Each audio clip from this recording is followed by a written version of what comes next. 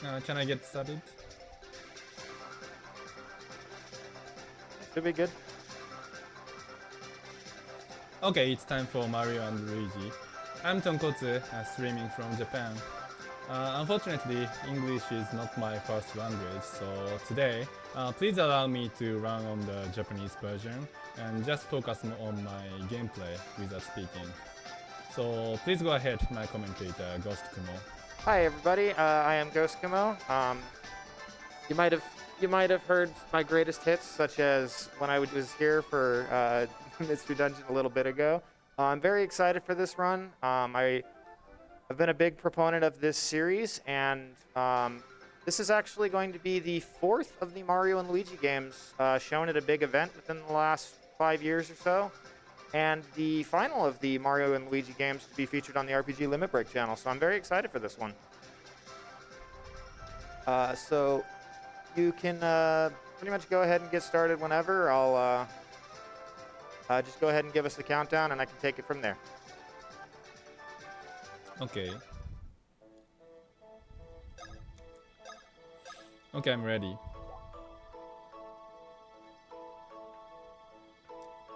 Please count down. Okay. I will go ahead and count you down. 5, 4, 3, 2, 1, go. Go. Good luck. Alrighty. Thank you. Good luck, Tonkotsu. I'll do my best. So, to give this game its proper introduction, this is Mario and Luigi RPG 4, or Mario and Luigi Dream Team, aka Mario and Luigi Dream Team Bros. This game was released in 2013 for the Nintendo 3DS in Nintendo's famous or perhaps infamous Year of Luigi. As such, this game has quite a bit of references to the amount of Luigi in this game. There's a lot of focus on Luigi, which is kind of nice because he's kind of been the butt of many jokes throughout the series. So this game kind of takes place.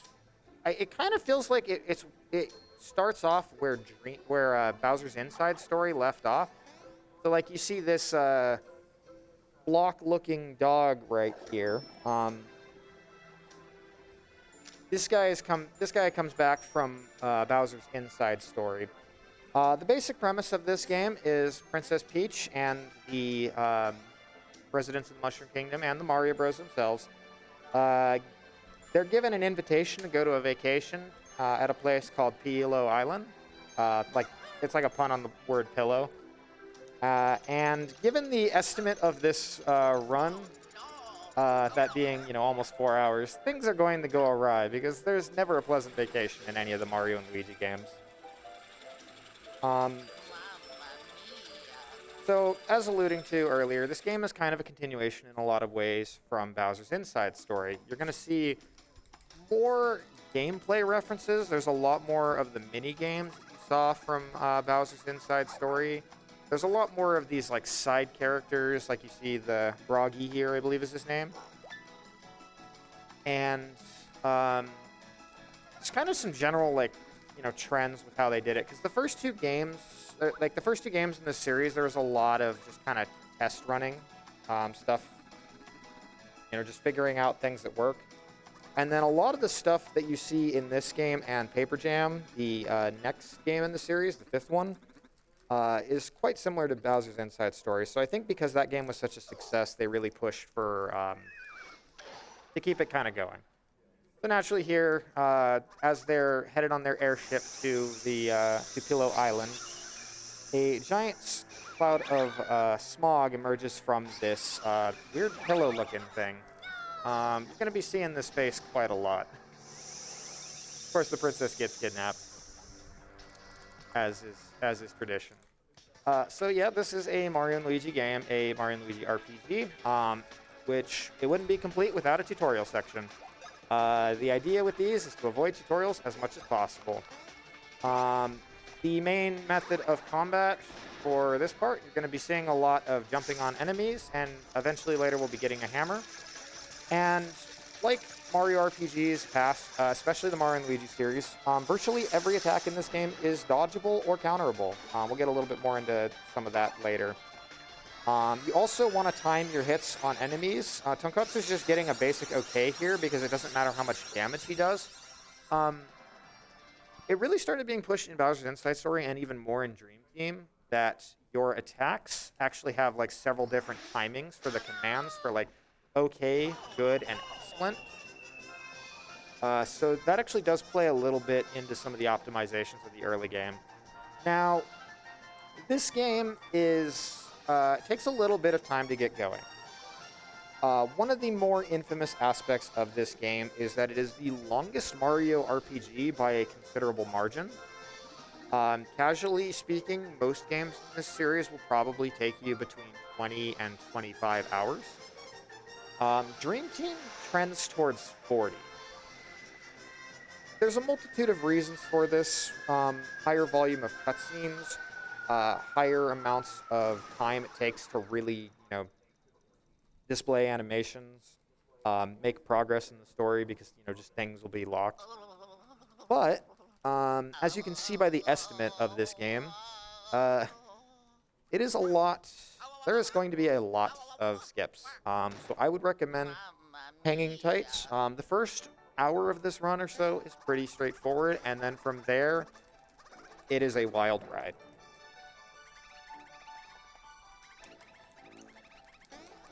Do you mind if I So, step in after our 2 seconds, weird Ghost? little crash landing here on Pillow Island, we're kind of just introducing ourselves to the residents here, and we're going to head up to the, kind of the castle of the town. But it's pretty bog standard, just like tutorial sections. Here's how you move. Here's how you interact on the overworld. It being a Mario and Luigi RPG, there's plenty of platforming and jumping, just as there is RPG stuff. So we have some time for some donations here. You can go ahead and take it away, Tim. Thank you very much. That's excellent. We do have a donation here. We have received $100 from Ricky J, who says, thanks to all the runners and everyone behind the scenes. Well, thank you very much indeed for all of your fantastic donations, and that donation especially. I do have a question for you though, Ghost. Sure. One of the things I noticed with this game when I was looking through it, I've watched the run before, is there's a lot of tutorials. You mentioned the tutorials. Does this game have a large percentage of tutorials? It seemed to me that just about everything you asked twice. Oh, yes. With regarding tutorials. It's pretty infamous, and it's. I would imagine that it extends this game more than it should. So Tonkotsu right here, he's just, being welcomed into the town. He's going to do this quiz here, and actually kind of want to fail this quiz. So, as I was alluding to with the length of this game, casually it's about 40 hours long. The glitchless speedrun of this game is about 10 hours and 15 minutes. The any percent, on the other hand, the current record is held by Reef417, Japanese runner. He has a 3:11. Yeah, there's just a lot of just tutorials to get through this early portion. It's just kind of one of those games that the more abilities you unlock, the more you have the ability to just kind of break the game.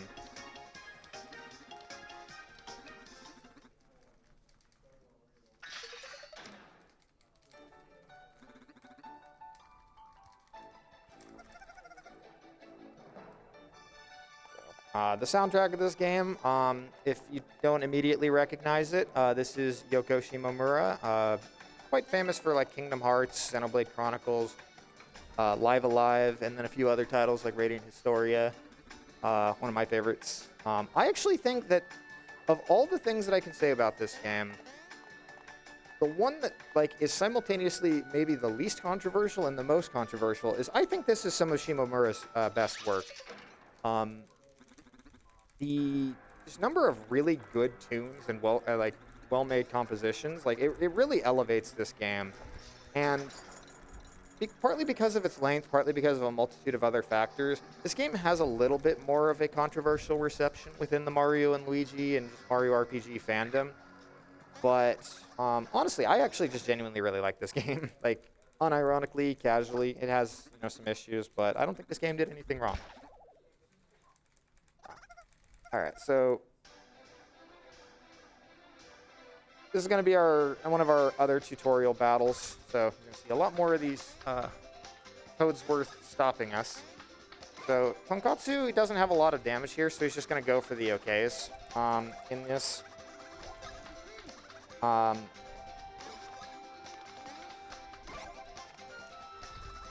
just kind of trying to avoid tutorials as much as he possibly can.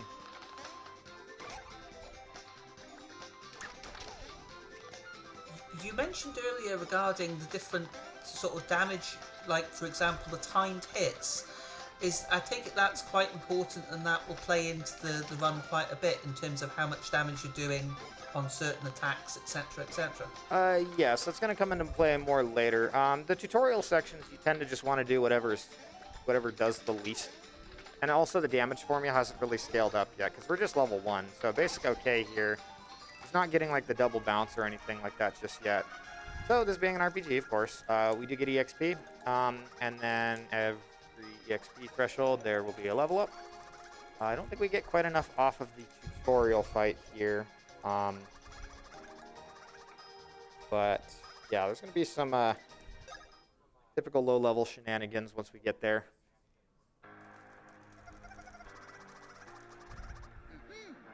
I like how the music gets all sinister for this part. It's like, this is just tutorial city.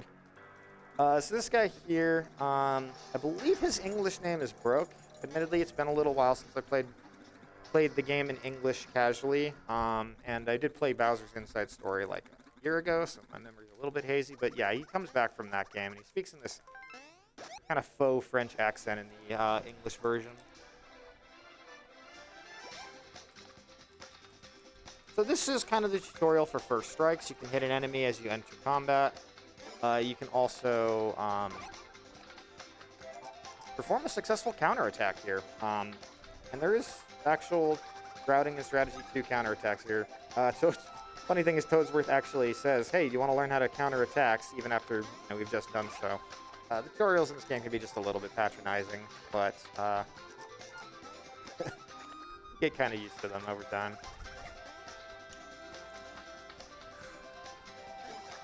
That's one word for them.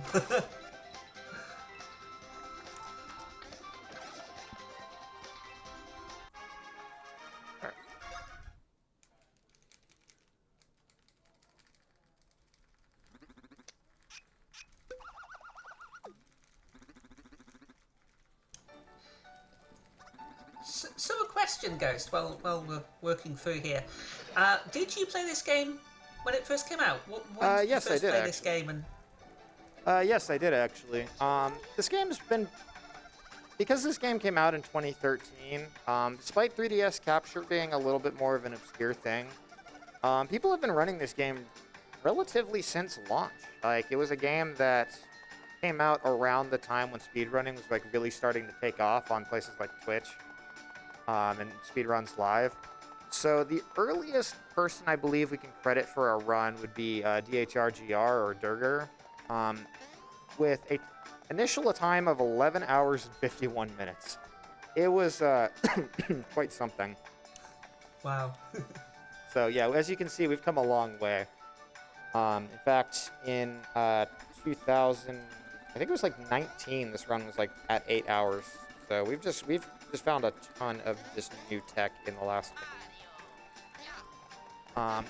So my personal forte with this series, I'm a little bit more familiar with the DS and Game Boy Advance games. Because of the new engine with this game, there's a lot that doesn't really translate between them in terms of actual physics and actual glitches, because this is a 3D game. But it is indeed very much busted in its own right.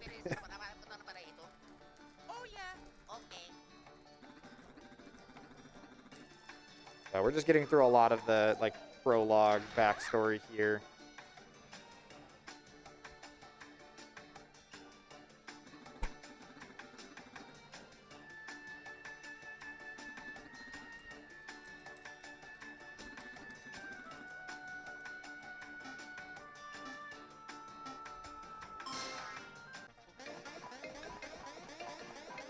Yeah, there's there's really a whole lot of like tests to make sure that you understand the way the overworld works in this part of the game.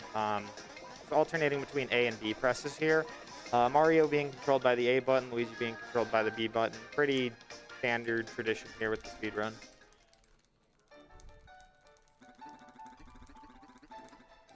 We also get a bunch of coins. Coins do actually matter a surprising amount in this run. It's not like the worst thing if you lose a few. But we want to get to about 3,100 coins by a little over 2 hours into the game.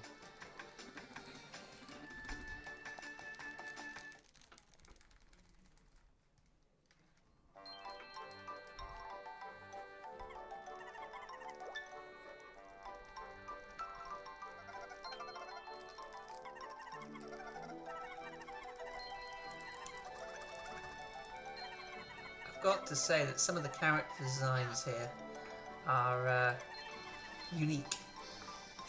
Yeah, they started with that in like Mario and Luigi Superstar Saga when you had like the bean people. Like you see actually one of the bean people up on the top right. There's all manner of references to past games in this series.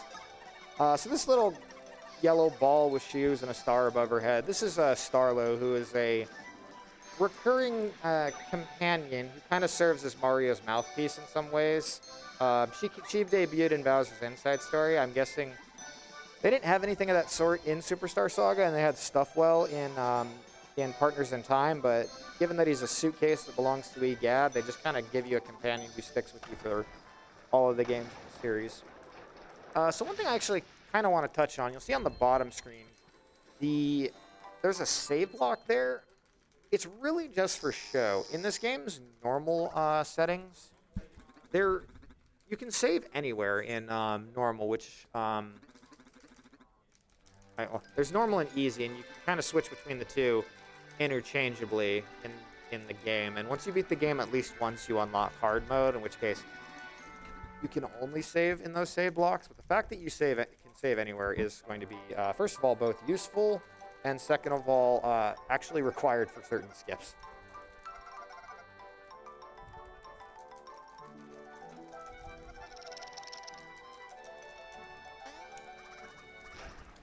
Yeah. As I've said, there's a lot of setup in this first area, and it's quite hard to speed it up. So if you have any more donations, plugs, go ahead, Tim, take it away. I was just about to ask. Yes, we have received a $25 donation from Kesson Chu, who says, "Happy to donate to such a worthy cause. Good luck to all runners. Cheers from Brazil." Well, thank you very much indeed for that generous donation. Remember, all your donations are going towards NAMI, National Alliance on Mental Illness, $8,130. Please keep those donations coming in. Fantastic cause. And yeah, I hope you're enjoying the run so far. Back to you, Ghost. Yeah. Kind of almost, I would say, a recurring problem with this series is it really showcases just how much the Mario Brothers are just unable to ever leave the Princess Bee alone for like a moment, and she will find some way to disappear from their side. So yeah, this is just kind of a pretty straightforward auto scroller. Wants to get as many coins as he can. Not that it really makes a huge difference in the routing, I believe, but not really a whole lot to do here, so you might as well. Yeah, I do think it's actually, so, one thing I have touched on was kind of the early routing history, but, I believe the presence, at least from our end, the presence of, like, Japanese runners has been relatively new. Tonkotsu came in to run, I believe it was Partners in Time first, which was actually really cool as somebody who's been kind of a big, heavy proponent of that game for many years, and who's tried as much as I can to get that into its showing. It was really nice to just see a fresh face. And then since then, he's moved on to Superstar Saga and Dream Team. And he's even had the record in this category a couple times. So it's been just really cool to kind of see new life come into into the community. I also mentioned earlier Reef 417, who also has done quite a bit of work recently. So this tutorial here is a how to use Luigi in combat. Of course, he is controlled by the B button, and a thing you will see here with this particular fight. That's the first instance of an actual action command here. This is the point where it's actually faster to get it. But every enemy will have kind of a tell with how they do with their attacks. You see, like sometimes they'll have like a particular animation that plays. In this case, if it's kind of leaning forward but like towards the player, that means that it's going after Luigi. If it's kind of leaning, the opposite way, that would be towards Mario.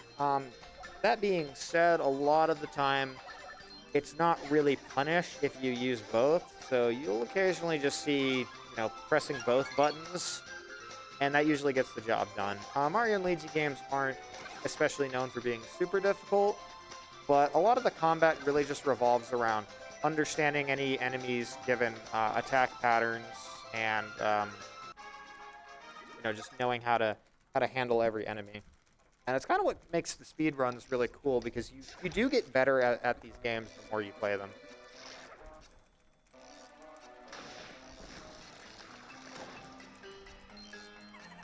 So this dungeon is absolute tutorial city, is the way I have it described here.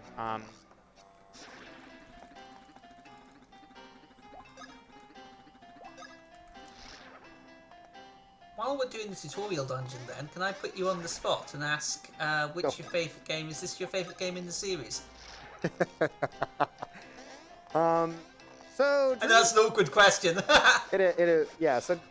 I don't know. We have a running joke in the community that this game didn't do anything wrong. And most of that is on the basis that, like, there are people in the community who genuinely really love this game. And despite some of its pacing issues, and as you'll see later, some coding spaghetti, it is a very charming, endearing game. And there's a lot that I think they do right with this game. My personal favorite in the series would, again, be Partners in Time and then Superstar Saga. I do actually personally like this one a little bit more than Bowser's Inside Story, which is kind of a sacrilegious take. So that puzzle there, you just needed to look for the one of the 6 blocks that was rotating clockwise, and then the others were rotating counterclockwise, and that was pretty much it.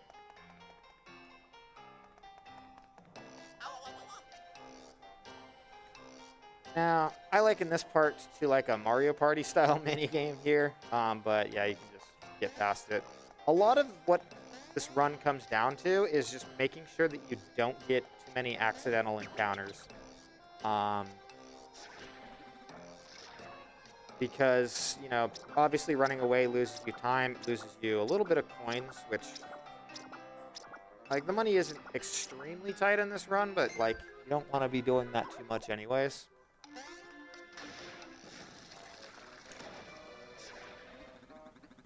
Question about that last one there. Is that RNG, or is that the same every time?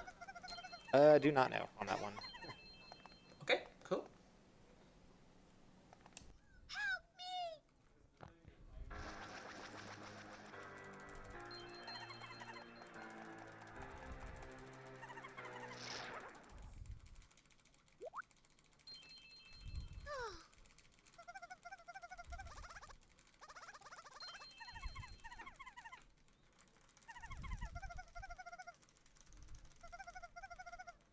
So we're stumbling here on the, I forget the name in English, but they're basically these, like, these pillows that are also, like, artifacts and, like, made of stone.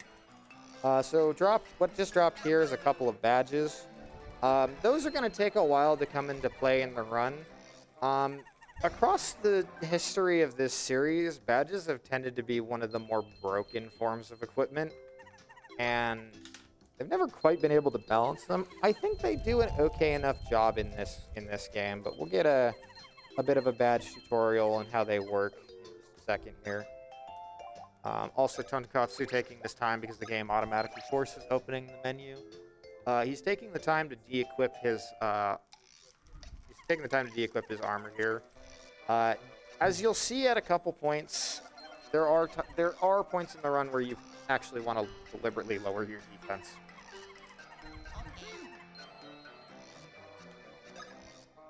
So this is for safety. 20 challenge points are required in this fight.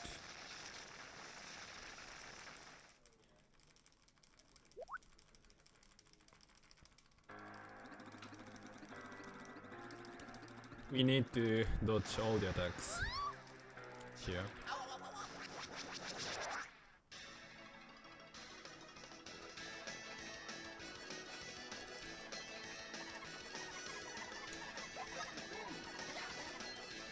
Just to ask, He's kind of on the... is the dodging... Sorry, Ghost. Is the dodging the same as in other earlier games in the series? Pretty much. Just always, press A to jump, B to jump, depending on which one comes after you. And then we'll get hammers, and those usually, those have their own kind of animations here.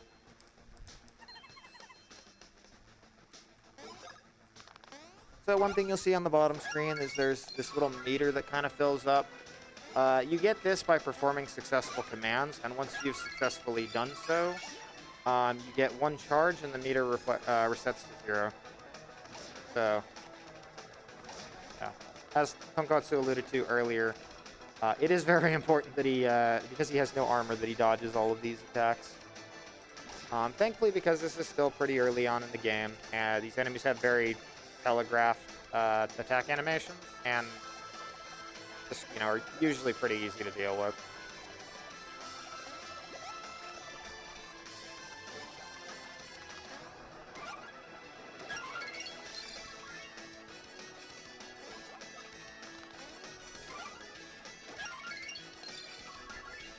Also, as an aside, I quite like the battle and boss theme in this game. I don't think they're quite as good as, like, Superstar Saga's battle theme or Bowser's Inside Story's boss theme, but there's just a lot of really good tunes in the game. Trying to make sure it gets all the counterattacks off here.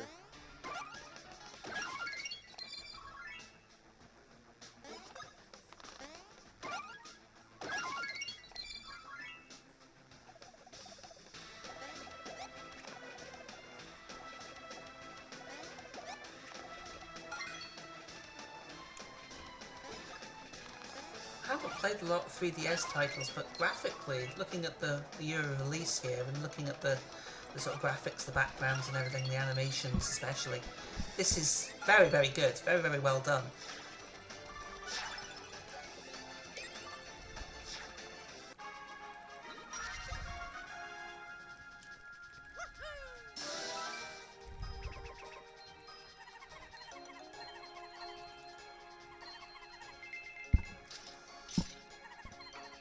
Alright, so finally got enough experience to level up here. Just going to take a quick HP level up.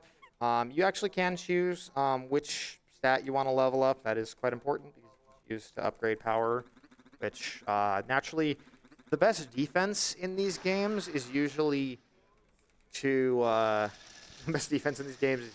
just never get hit. But there's also like this kind of little slot that you saw. The roulette wheel kind of gets easier and easier in this series. In Superstar Saga, it is virtually unpredictable. In Partners in Time, it's a pretty tight frame window, so it does take a little bit of practice, but it gets kind of easier and easier once you get to Bowser's Inside Story in this game. And then I think in in Paper Jam, it's just fixed levels.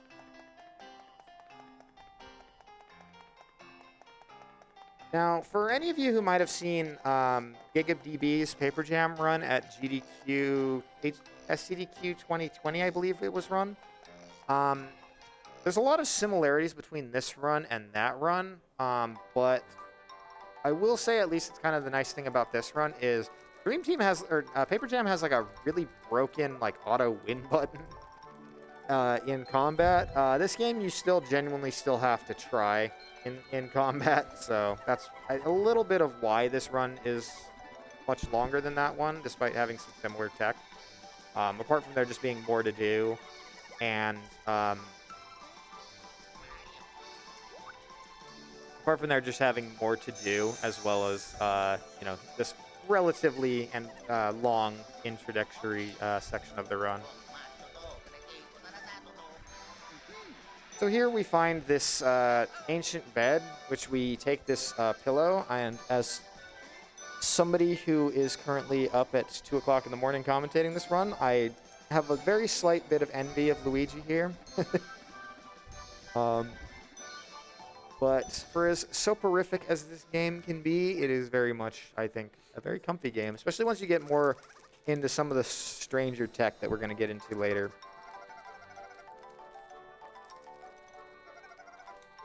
So the princess has finally caught up with the rest of us. Starlo is just over here yelling at Broke for pretty much putting the princess in more danger because she kind of ends up in danger. So as you can see, we are not standing next to Princess Peach, which automatically means something terrible is going to happen. There's a giant wormhole that is opened up next to Luigi. As it turns out, Luigi is kind of the chosen one in this game. He can, in certain circumstances, he can just kind of sleep on these like artifact pillows, these like rock pillows, and it opens these portals into the dream world. Princess Peach says something along the lines of she feels something calling her, and then it just kind of sucks her in. And so this is going to get into the sort of gimmick with this game in terms of how its progression and its dungeons are laid out.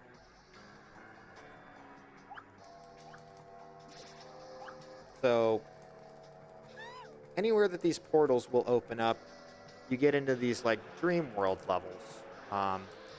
They have some very trippy effects in a lot of them. There's usually a remixed version of the area around it in terms of music to get a little bit more ambience and a little bit more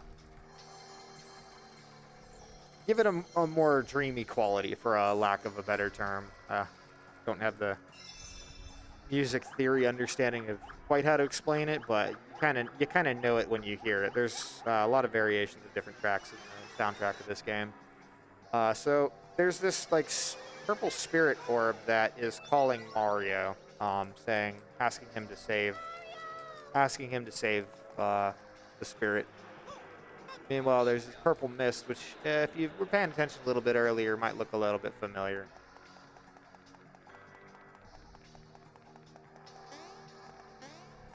So we'll get to explaining that once it comes up in the story a little bit later. But as you can see, pretty much everywhere in the dream worlds take place in 2D. So they kind of, feel like, I guess, for lack of a better explanation, more classic Mario platformers. Although if you still run into enemies, you trigger a regular old combat system. Well, it's actually different in the dream world in this game, but it, for all intents and purposes, it is just your battle system of the game.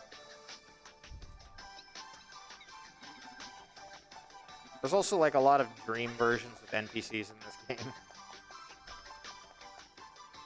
So this here is just a puzzle of making sure you memorize the right doors for where to go. And surprise, this is Luigi. Despite the fact that we are entering Luigi's dream, here is Dream Luigi, who will be joining us for platforming portions.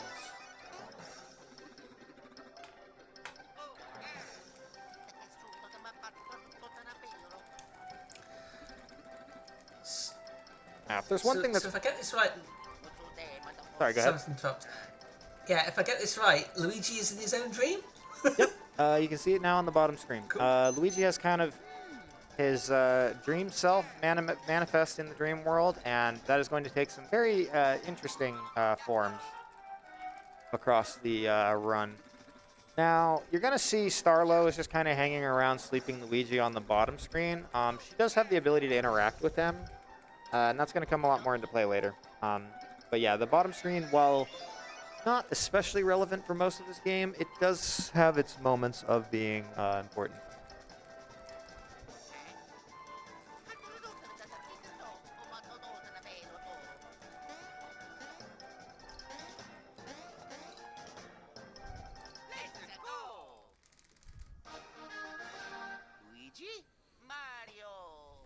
And as I was saying with like the soundtrack, I actually think that's like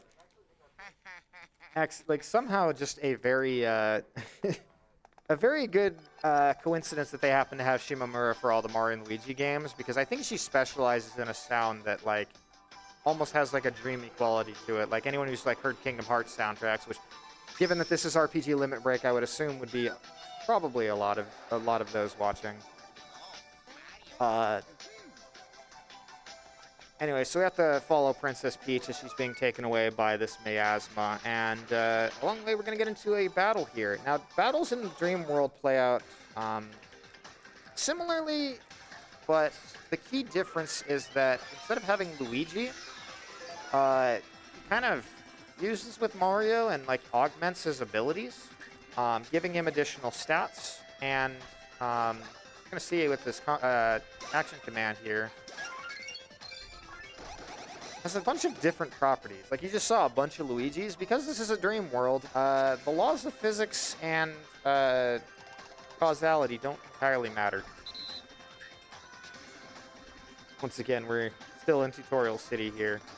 Now, this kind of leads into one of the more unique aspects of the combat with once they move to the 3DS, is that you can actually kind of move up and down in the foreground in the battles here. So he tries to line himself up so that he can get a counterattack on as many enemies as possible.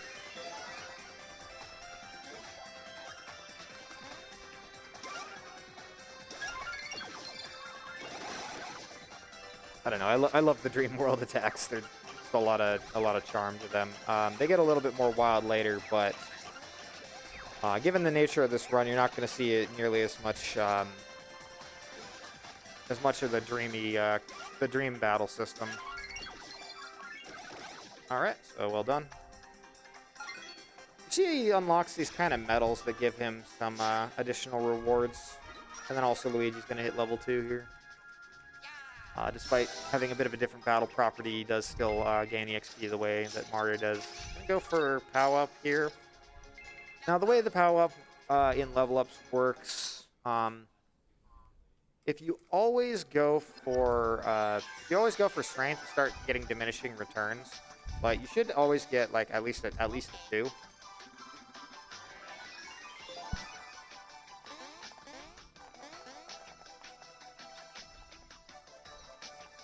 So now I just have to chase after Princess and the spirits. So if you have any donations or anything you want to read off, go ahead, Tim. We got plenty of time here. Okay, fantastic. Thank you very much. We have received a $5 donation from Carter Ferris. It has been a great time looking at the Dream Team speedrun, getting so much improvement over the last couple of years. And it's greater seeing runners like Tonkotsu absolutely destroy a run. Good luck on the rest of the run. Thank you very much indeed for that generous donation. Remember, we're heading, all donations going towards NAMI, $8,135. Please keep those donations coming in. Remember, we are supporting NAMI, who are the National Alliance on Mental Illness, the nation's largest grassroots mental health organisation, whose work is focused around 3 pillars: education support, awareness and advocacy. NAMI engages in federal advocacy and supports NAMI state organisations in their state-level advocacy efforts. Thank you very much indeed.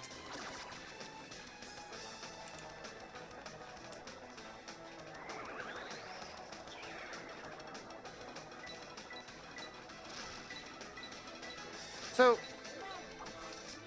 you might be wondering why he's taking an intentional death here.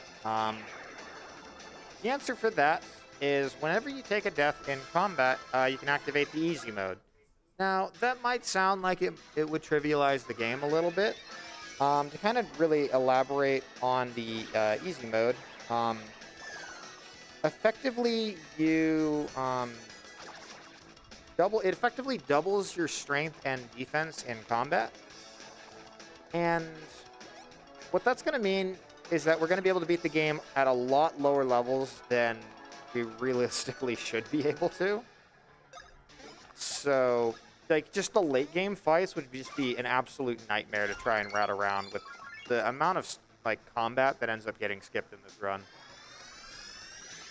So that is the tutorial fight.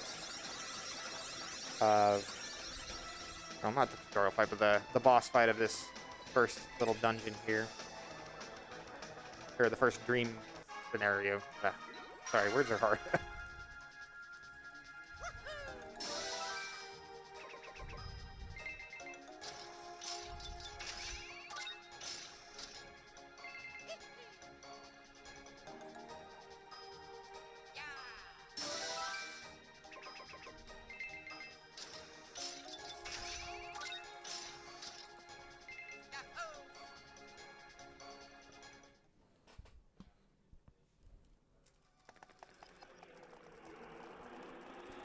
So now the spirit's gonna just open up a sort of open up a rift here to the I believe the game calls the Nightmare Realm, and just completely seal it off. So of course, you know, the princess is gonna be just gone for the rest of the game. Now the other thing we have left to do in this area is the other thing we have left to do in the area is deal with this spirit here. He asks us to go to the next screen and basically break off what are called the nightmare chunks. Which is just basically just going to consist of breaking this rock.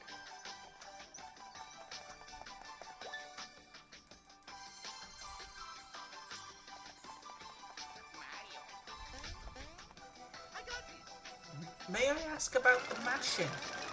Tonkotsu Yeah, unfortunately, none of the games in this series have an auto text masher, which kind of stinks because there is a lot of text mashing in all of them. The only one I think in the series, the Mario RPG series in general, was Paper Mario. You can just hold B to advance text as fast as possible. I don't know why they went backwards on that. I really wish that they had kept that in. So this spirit fellow, his name is Dreambert. He looks like a pillow anytime he's in the dream world. His head is literally shaped like a pillow because everything in this game has a sleeping-related motif. And he reveals himself to basically be the prince of the kingdom, who has been kind of long sealed away here. So now that we're done with the dream scenario here, and we can't follow that miasma into the I would jokingly call it the collective unconscious, but that might be a little too philosophical.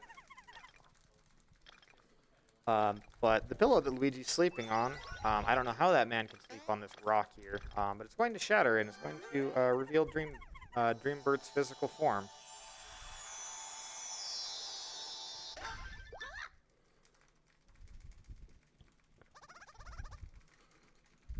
So this just kind of gets into some of the expositionary parts of this game, that he was once the prince of this region, and he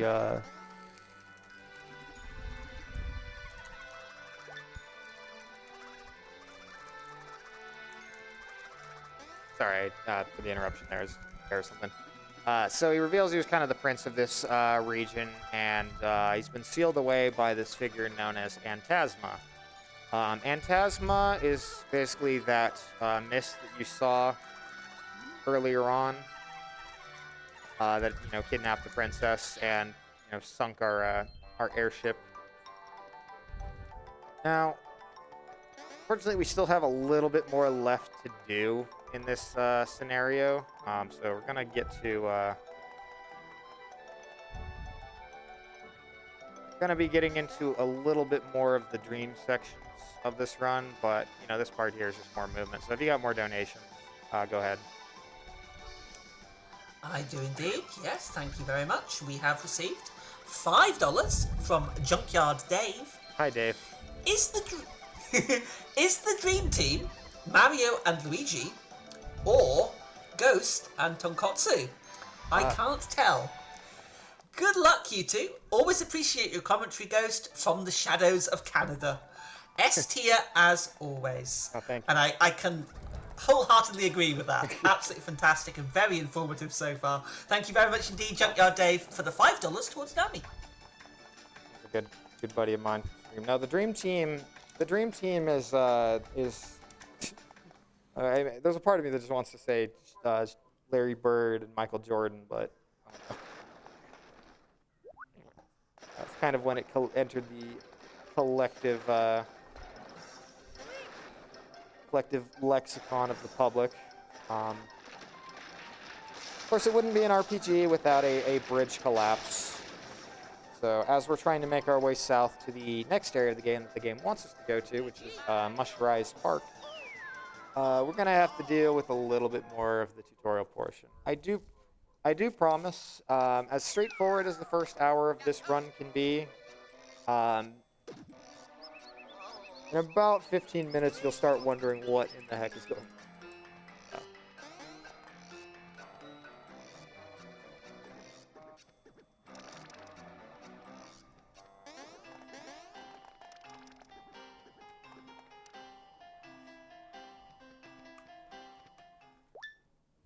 The thing that we're going to just find out with this scene is that Luigi specifically is the chosen one. Mario can't actually access the dream worlds, which does kind of, I think, personally raise the question of what that would be like.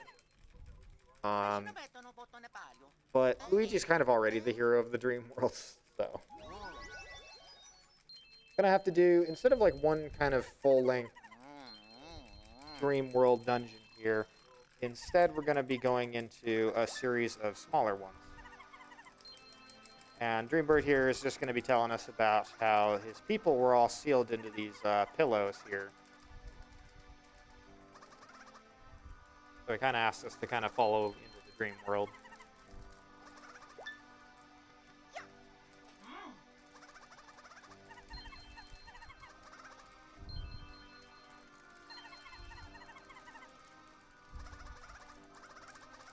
I believe the mashing in this game is only A, B, as opposed to like Partners in Time, which is like A, B, X, Y, L, R. It is something you do unfortunately have to get used to with these runs.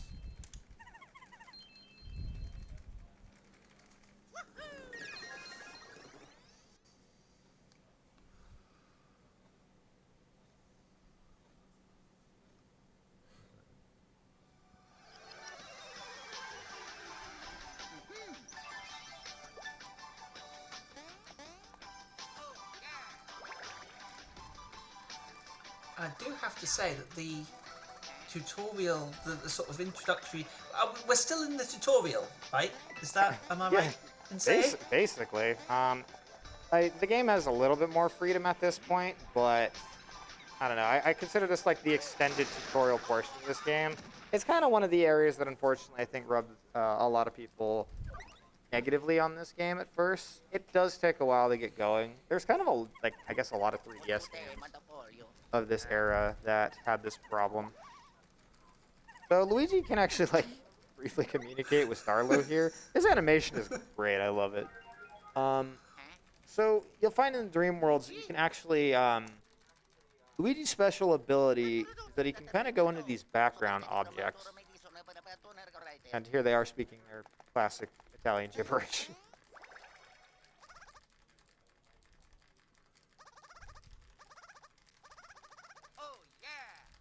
So Luigi's going to go into the background ability. This is another overworld tutorial, I suppose. And voila! Luigi face. So this particular setup, you just use the touch screen. You have Starlo flick Luigi's mustache. And it can grab onto Mario on the top screen and then just kind of fling him aside. These dream worlds are very weird and surreal and don't always make a lot of sense, but they're very endearing.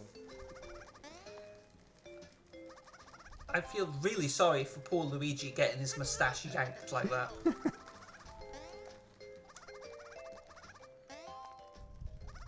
be fair, I think Starlo is already kind of bullies him enough in this series. I think that's really gotta hurt.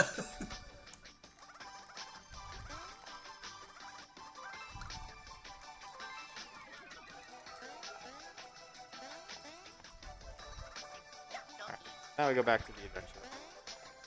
The idea in this area is we just need to get to the nightmare chunk of this area to set free another one of the pillow people.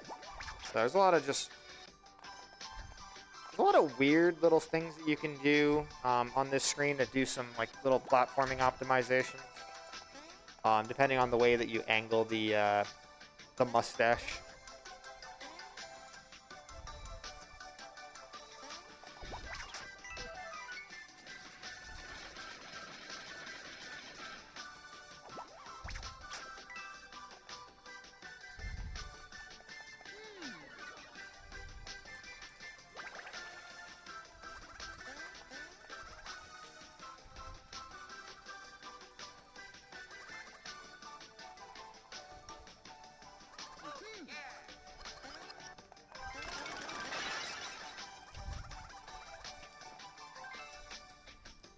That's the number on the bottom right, just showing how many of the chunks we need to break in any given screen here.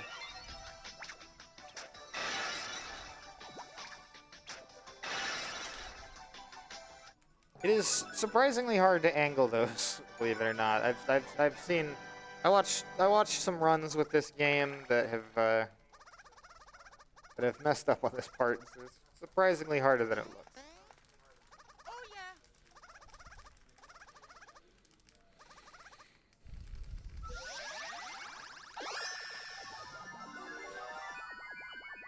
So that's I want to say offhand, 3 of the pillows in this area. Each one's kind of just like its own little section that introduces you to some of the various different little abilities that Dreamy Luigi is going to have access to. There's a whole lot more in the game that, for as much as there are for tutorials that thankfully we skip, there's a whole lot we do, a whole lot of neat little features that we also skip with how much game breaking there will be. About 10 minutes off.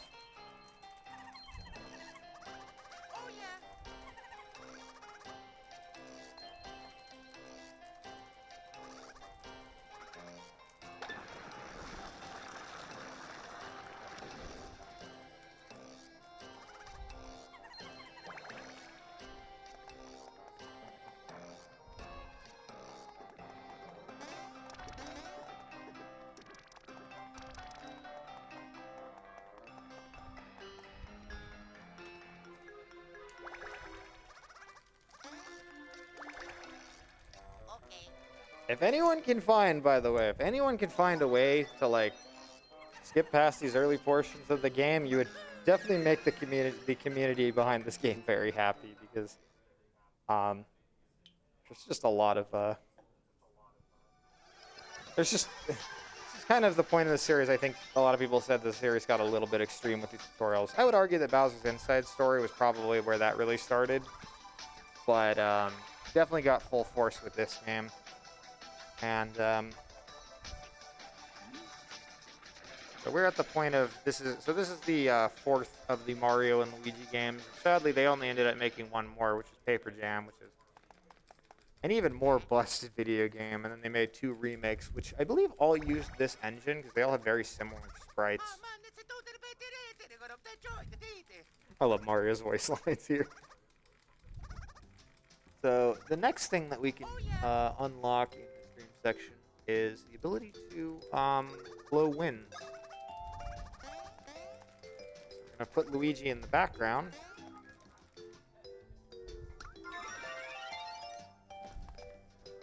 I love this.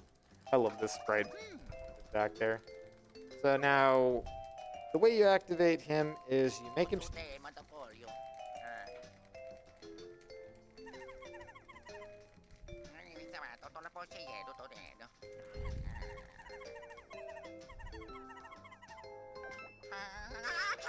Now, if you feel that the mustache looked uncomfortable, you kind of just have to waggle Luigi's nose with Starlo here. Poor Luigi.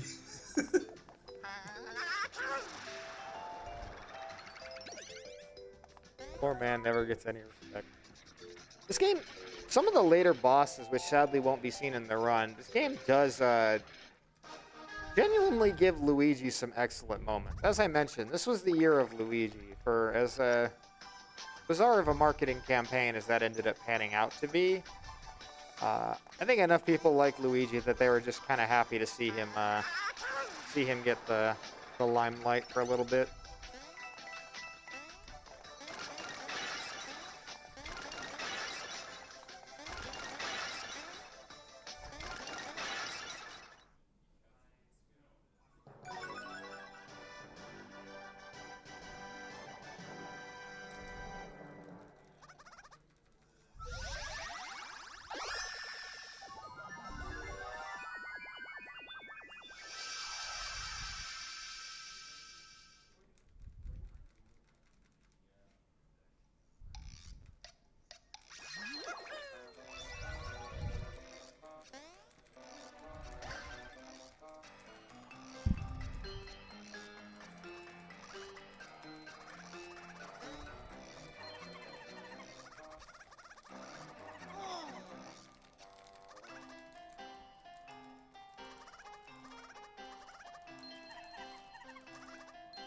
We're kind of just trying to get a little bit of more exposition out of these characters and try to find a little bit more information about where the heck the princess could have gone.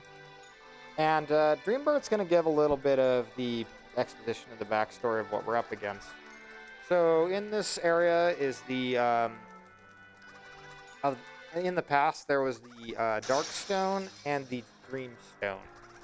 And Phantasma, the main antagonist of the game so far, happened to crush one of them and then, seal away all the pillow people into these stone pillows. The concern we have is that there's also the Dreamstone, which is going to be important later in the story of the game, although won't be seeing it too much until the end of the game. Kind of like the Beanstar and Superstar Saga, we just, need to keep the dark, powerful thing that can grant wishes out of the hands of the bad guy. So, typical hero stuff. I do like that the way these guys get you over here is they just spring you up.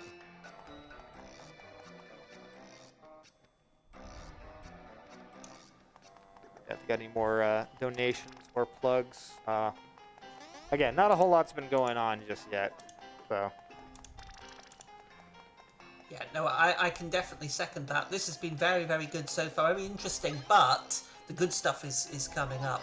So, yes, you are watching RPG Limit Break 2022, benefiting NAMI. Be aware that all of your donations do go towards NAMI. We've raised $8,140 so far. Please keep those donations coming in. Remember that if you do donate towards NAMI, not only are you donating towards a fantastic cause, you also have the possibility of being entered into our fantastic prizes. And we have our fantastic grand prize, which is a $100 cumulative donation over the whole duration of the marathon. It is a PlayStation 5 with Final Fantasy VII Remake and Tales of Arise. So that's over the whole week, and if you go up to 100 total, you'll be entered into the draw for that fantastic prize. I take it you'd fancy that one, Ghost, because I certainly do. Well, I actually happen to have all of those, and I can tell you that I do quite like my PS5, so... Especially with how hard those are to get. Tonkotsu got into an unfortunate encounter here. The 2D portions can be just a little weird because you can't really sidestep as much. Getting into encounters not the worst thing in the world, but you'd like to avoid it just for obvious time loss reasons. So. I know there's a part of the treasure hunter side of me that just looks at how many coin blocks you don't hit in this game and just kind of just loses a little bit on the inside. So, another big skill with this run is just knowing how the heck to deal with pretty much every screen of enemies, because they all have their own weird little movement quirks and peculiarities to trying to dodge them. So I love how big Luigi's head is in this shot.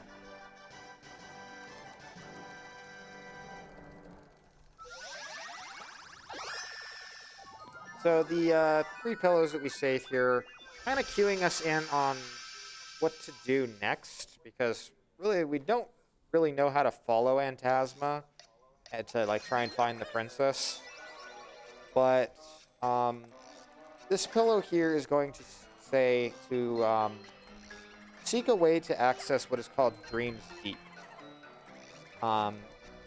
which is the depths of the dream world, and also says to look for the Elder Pillow, who has basically gone missing. It's kind of the smart, knowledgeable one to consult for these sorts of things.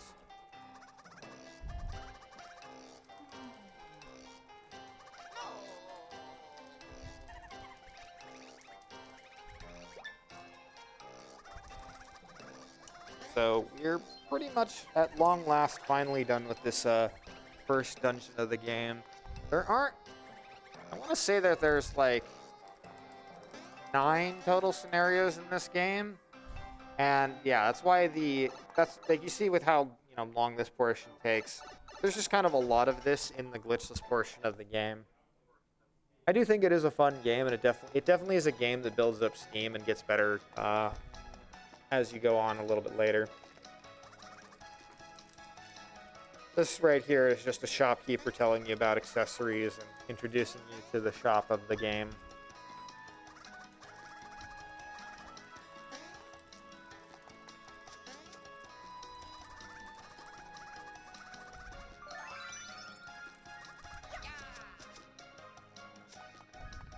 I also just love seeing the little NPC continuity nods here. Like, obviously, there's the block people and there's the bean people here. So, as you can see, there's a bunch of these big rocks that have cracks in them. Pretty standard Mario RPG fare is the ability to get hammers. And as we're trying to seek progress on finding the Elder, this guy reveals here that he happens to have one of the pillows, but he basically refuses to let us have any part of this, and just kind of runs off. Completely and utterly ruin everything. So, anyways, this area is Mushrise Park, and this is going to be where as I've alluded to, this is going to be where the run starts to get I'd say really interesting, but it also gets very busted. As you can see, there's some hammers up there, and there's kind of intended to be this, like, relatively long series of detours as you try to find your way back to, try and find your way to follow past the block guy there with the stone pillow.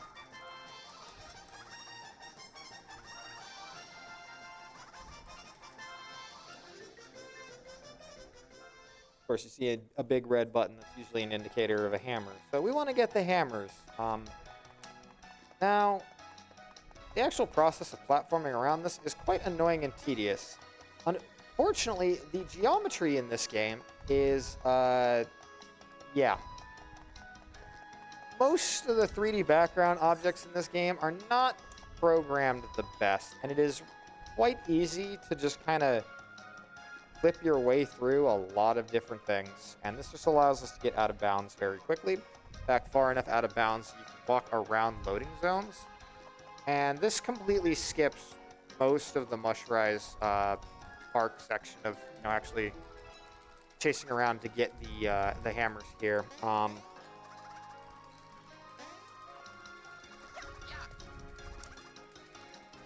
So a lot of those tricks you find with this run happen to cross over with tricks that ended up in Paper Jam as well.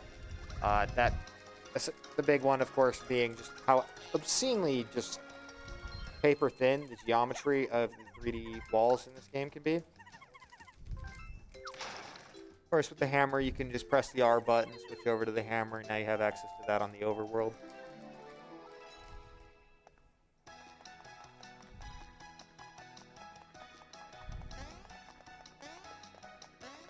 Also, the bridge here happens to be a nice little enabler of us getting out of bounds here.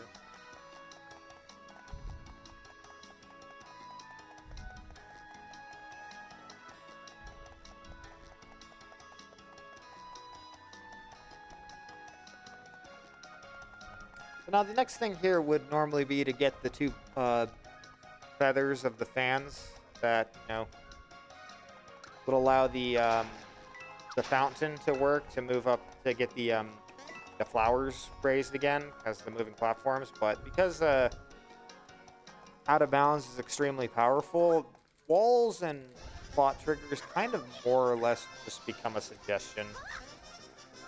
So it just completely allows us to circumvent that entire screen and a good chunk of that area. So, of course, because you have hammers, you also need to be able to use them in battle. So we're going to be kind of demonstrating them in the tutorial here. Different enemies have different properties in these games. Floating enemies can't be hit with hammers, but usually they can be hit by jump. These enemies, they have spikes. If you try to jump on them, that will obviously hurt your feet. So you're just going to hit them with the hammer instead. The hammer animation in this game, I've noticed, is particularly dramatic when you get an excellent. So, Tonkotsu doing a very good job so far with this run of handling the tutorials and making sure that he doesn't have to deal with too many wasted cutscenes. There's definitely a lot of those this run. So.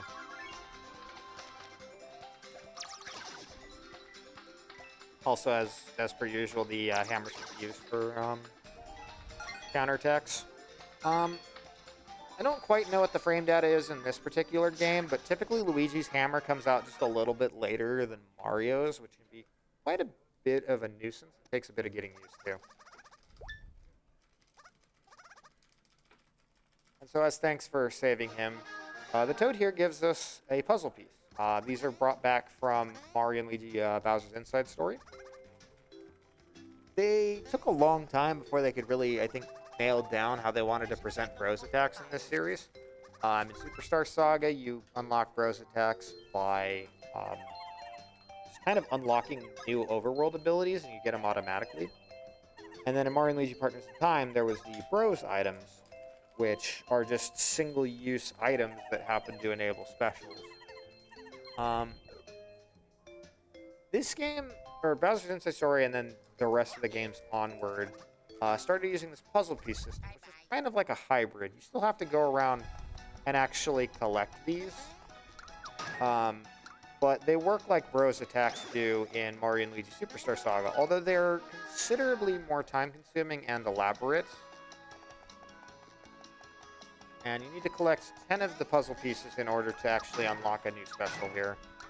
So it's just going to be quite a bit of going around and collecting them.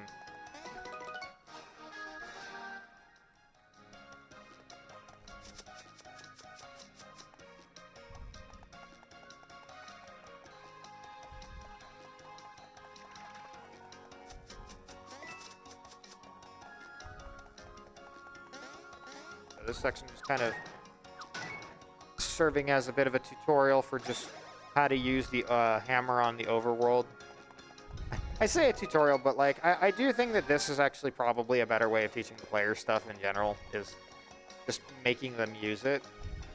So there's a nice little skip that you can do here with a well-timed jump. We'll see if he's able to get it. He's just going for the safe strat. That's fine. Can be a little bit of a tricky jump.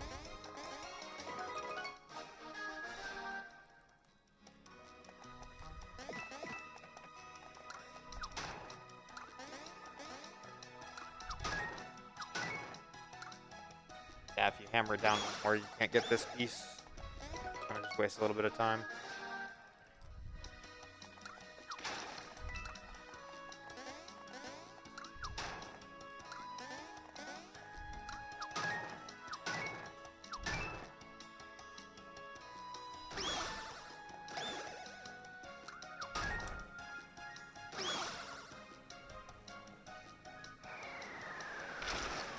That has gotta hurt. I like the visual contrast between this and the tutorial level that we had, the dungeon we had earlier. It's quite a nice contrast. It was getting a bit dull and dark, and now it's lovely and bright and green. Yeah, I do actually quite like a lot of the overworld areas in this game. As mentioned, just the early game in this game could be a little bit rough. I think there's just kind of a thing in the 3DS era. Like, I had a lot of the similar issues with, like, Pokemon Sun and Moon. Like the game starts to take a little while to get going.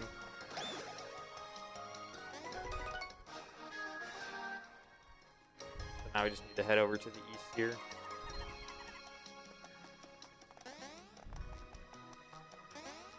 Admittedly, some of it is unfortunately going to be lost in translation with running in the Japanese version of this game. But the script in this game is very much charming. I'd say it's I'd say pretty much this entire series is worth playing off of that alone. Just a lot of just silliness and goofiness. Bowser's Inside Story being quite possibly the most successful example of the series. Just, you know, the villains in that game absolutely steal the show. I like how Luigi's jumping animation there just reminds of, I forgot about this scene. Just reminds me of his jumping animation in Mario 2. So we picked up 9 of the puzzle pieces here, and this toad here is just gonna give us the last one.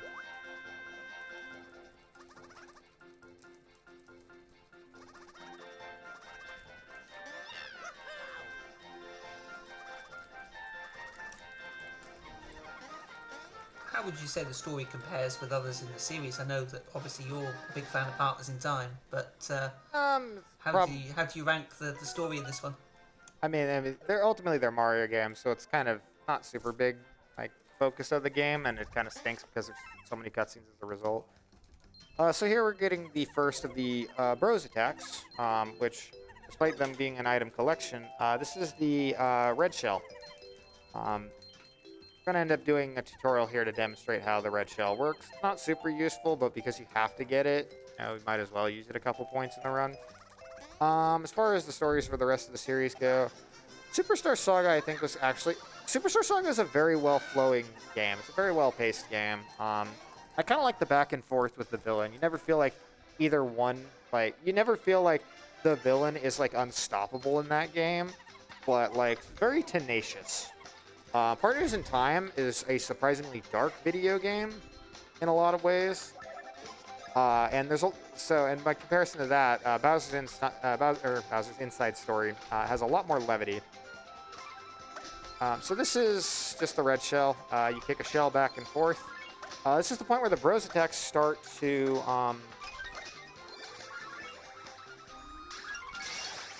get a lot more elaborate in this series, but it's also the point in this series where they kind of use the 3DS's ability to have like a much more pronounced foreground rather than like the sprite-based approach of previous games. You can do some pretty interesting things here.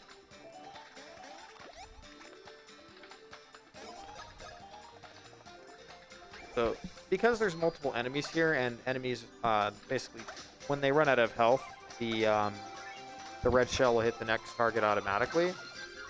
This ends up being the most effective way, despite red shell having a somewhat long animation. He's actually doesn't get the hit on that particular one, just because it's faster to kill with jump here, because the final hit of the red shell takes a bit longer.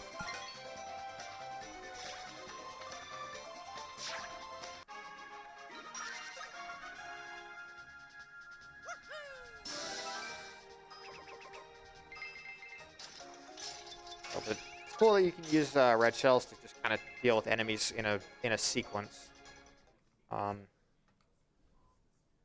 And even though with the animations, this game can sometimes take a long time, it does ultimately save time to use the longer animations because you're skipping enemy turns. And given the simplistic nature of Mario and Luigi's combat, the kind of optimal way to do combat a lot of time is just to minimize the amount of time enemies get for action.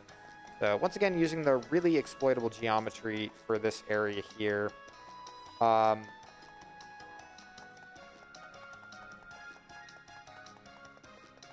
Gonna be skipping ahead. Gonna be skipping ahead here to get past a pretty sizable chunk of Mushrise Park here. Having a little bit of trouble here. There we go. Again, if you get far enough out of bounds, you can just pretty much skip everything.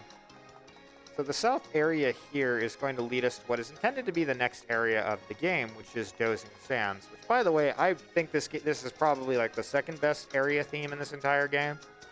So this is Dozing Sands early. What this actually entails, what skipping this entails, is it allows us to skip another underground portion of the Mushrise Park area. There's a boss fight there. And then it also skips the entirety of Dreamy Mushrise Park, which is the dream version. Pretty much every area in this game has like a dream variation.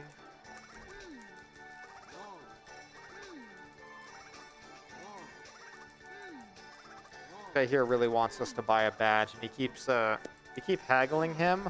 I am still not sure if like the bros are actually like trying to haggle here, or if they literally just don't hear him like lower the price. So it gives us a couple new badges for free. These ones aren't super useful yet though. Well, they're not useful in the run period. Anyways, the main thing that we're in this area for isn't actually to make a ton of progress on the story. Down here on this particular screen is a tutorial for the next set of overworld abilities.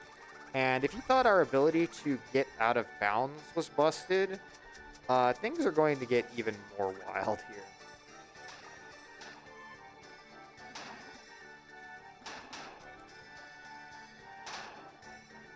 Enemies are just playing a little game of whack-a-mole here.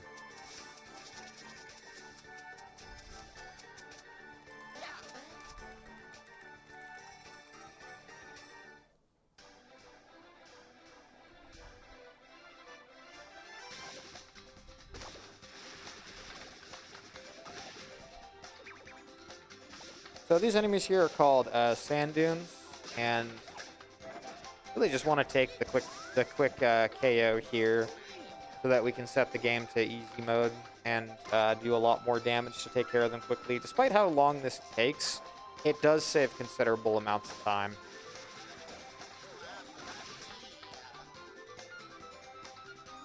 Like, in theory, you could get good enough to dodge just about every attack in this game, but it's faster in general to set the difficulty lower so you can actually deal real damage to these enemies.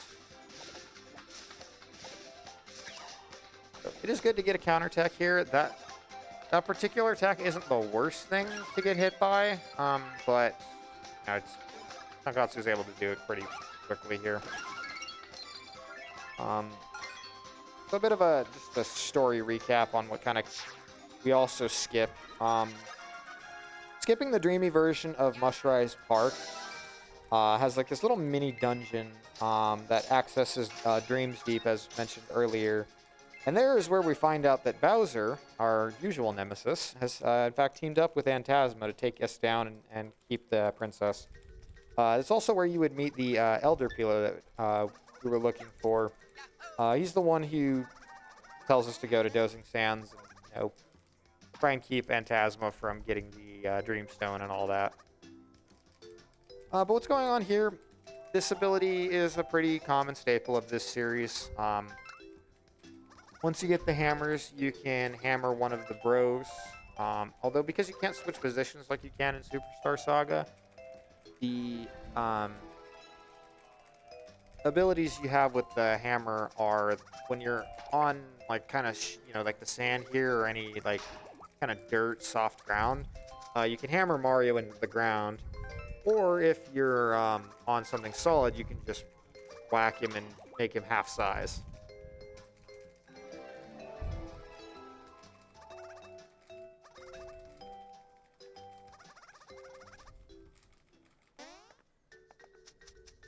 So the next trick that we're going to be doing here, we pretty much got all we needed out of this area, so we're just going to skip pretty much all of the rest of Dozing Sands.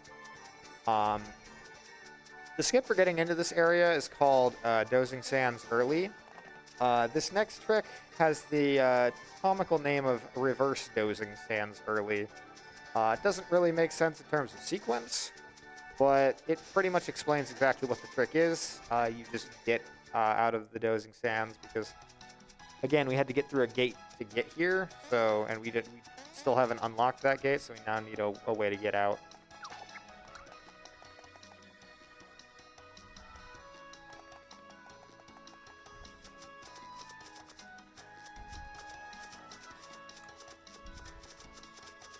There's a little bit of quirky geometry here on this rock here, which is going to allow Tonkotsu to get out of bounds yet again.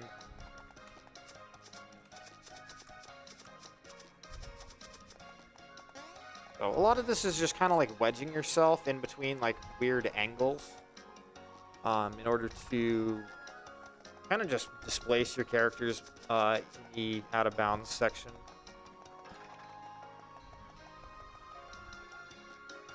So the next area that we're going to head for is Wakeport, which is kind of meant to be like the third area of the game. It's a nice little resort town. There's just going to be a lot of backtracking here, so for now, if you have any donations or anything to read, Tim, go ahead and take it away. Okay, yes, no bother at all, no bother at all. Before we do that, quick question for you. Regarding those out of bounds, how difficult are these to perform? Do they require a lot of practice, or are they relatively straightforward to learn, or...? They're pretty simple. Compared to some of the other stuff in this game, they aren't particularly difficult to perform. You just kind of have to... It's kind of like one of those things where you just kind of, you know, once you get it, you get it. Cool, fantastic. Right, well, remember that you are watching RPG Limit Break 2022, benefiting NAMI. I did mention earlier on that if you put together your donations and you get up to $100 cumulative, you would put yourself in for the grand prize, which is the PS5. But we do have certain prizes that are only available during certain runs. And at the moment, we've got 3 of those that are due to expire at the end of this run.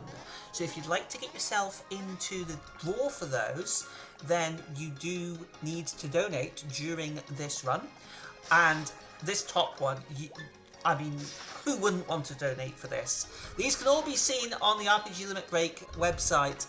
But we have the Pokemon Evolution plushies for a $20 minimum donation. The Pokemon Mystery Dungeon metallic print for $15.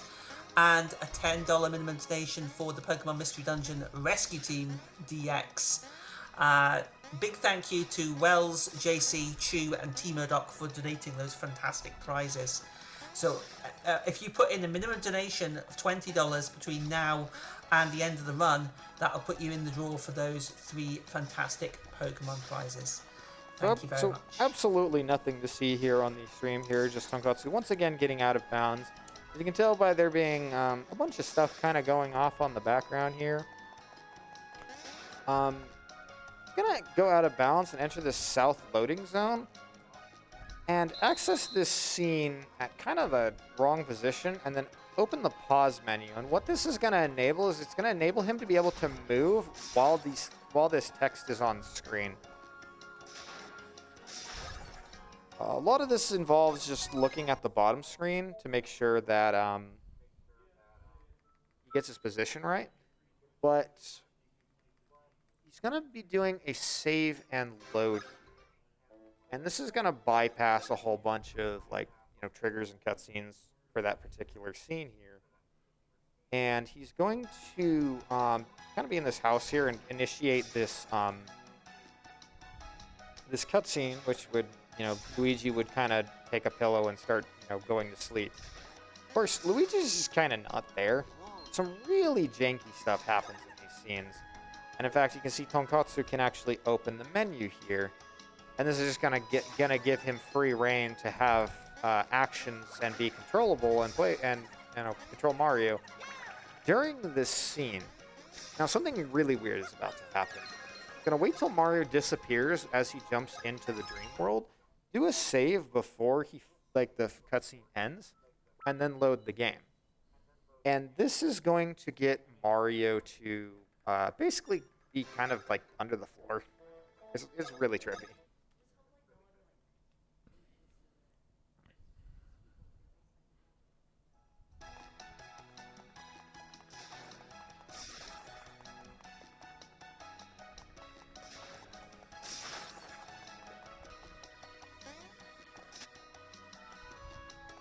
So, this enables Mario's walk through walls ability. You're going to see him basically always be facing north, and the running animations are going to look really silly. You'll also see that Mario's shadow has disappeared, and his acknowledgement of the laws of physics are also going to disappear. So these tricks are just referred to as walk through walls and also NPCs, just to kind of showcase just how busted this is. And then walking on air. When Mario and later Luigi are in this state, effectively what this means is that they don't fall. Like if you get up on like higher elevation terrain on the Z-axis, you don't fall by running off of it. You have to actually jump off. Of course, you can run through walls here and access the town of Wakeport much earlier than intended. So this skips basically all of the rest of Dozing Sands, including Dreamy Sands, which there's like this whole quest where you have to find these objects called Dozite, and there's like 2 or 3 bosses that this completely skips. And we still have the really glitchy properties while in Wakeport. So...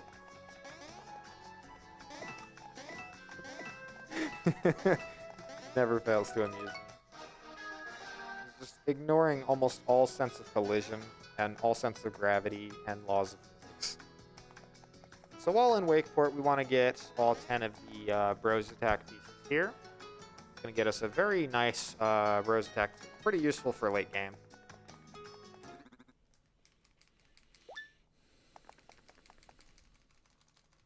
So here we're getting another little throwback NPC. Not particularly important to the run, but if you're familiar with Mario & Luigi Superstar Saga, this might be a familiar face. This is Popple, the thief that we fight like 4 times in that game. And he talks all high and mighty about himself, but then he remembers, oh god, red and green. I do not like red and green.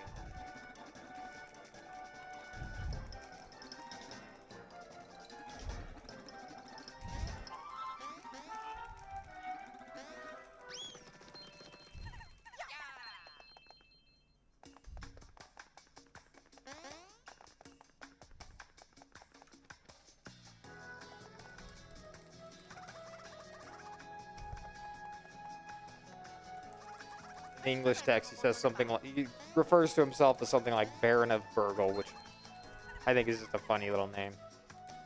So the next thing that we want to do in the story is gain access to a mountain tour of a place called Mount Pajamaja. This is kind of where that is initiated. Come on, Luigi, don't mess this up.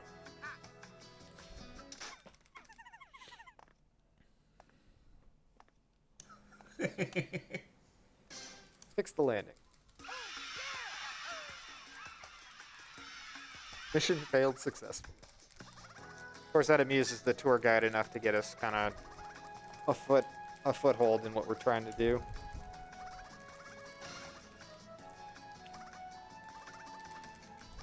I do like how goofy Luigi is in this game. Oh, Luigi's absolutely amazing in this game.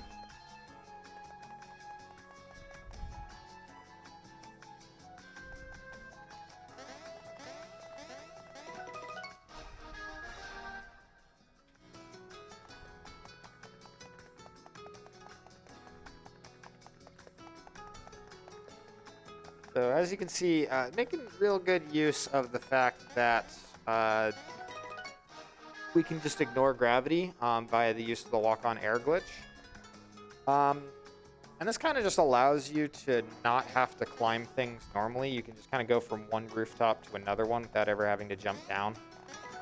And just kind of skip a lot of, just going into houses, doing extraneous stuff in this area.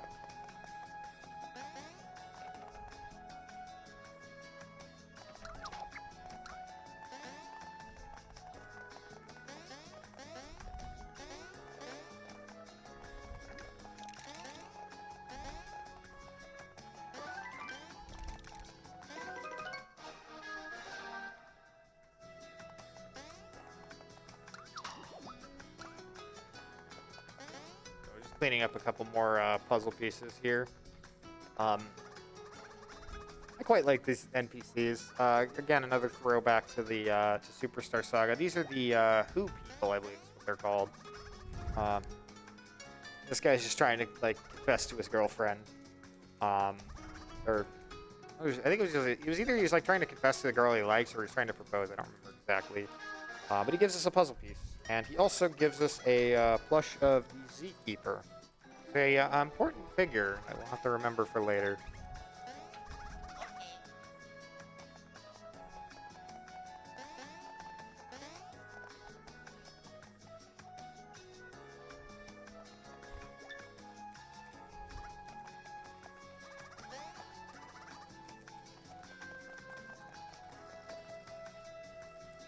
Alright, so this big ol' Who fellow, his name is Massif Vert in the English version, I believe. He is basically the tour guide for Mount Pajamaja, and he's trying to tell people about how beefy his tour is going to be. Of course, he's kind of a terrible tour guide and kind of scares everyone away. So as an aside, you don't see the Yoshis enough in these games. Little brief cameo from our dinosaur friend here.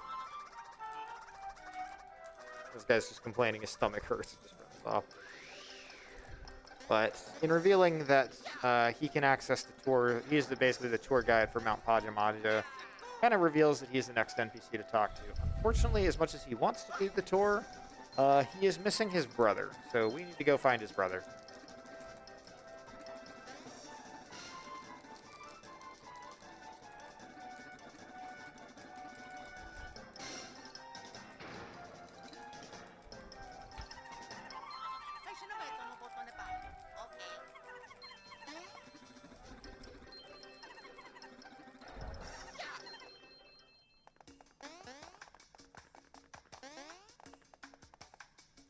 So here we get to another NPC that's throwback to previous Mario and Luigi game. So this is Kylie Koopa, who sort of this journalist you see in the past a lot in that game. Kind of uncovers a lot of things. I don't know how she hasn't aged a day in 30 years, but I don't know. The timeline of the Mario and Luigi games is already pretty out of whack, so I wouldn't think about it too much.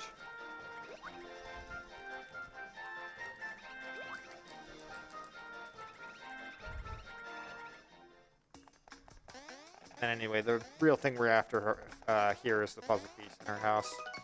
But we will be back to this particular house a couple times very soon.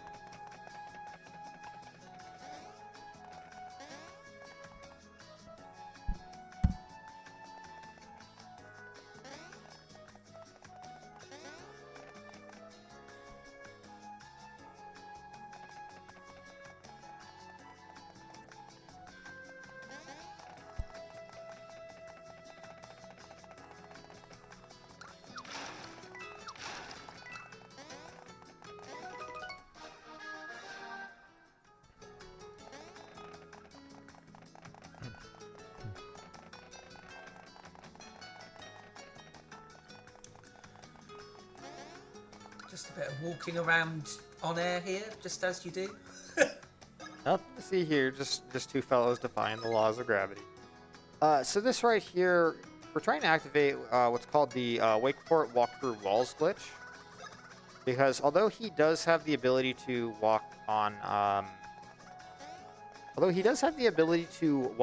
air, the wall collision is still pretty straightforward. But by entering this scene here and kind of the busted state, you just see Mario just walk past the wall there, and then now he can just walk on water. And that gets a nice little quick access to the 9th puzzle piece here. You also see that he's like partially wedged into the floor. This game really just has trouble keeping track of your z-axis coordinates once you get into these glitchy states here. So he's talking to this NPC mainly so that he can get Luigi back.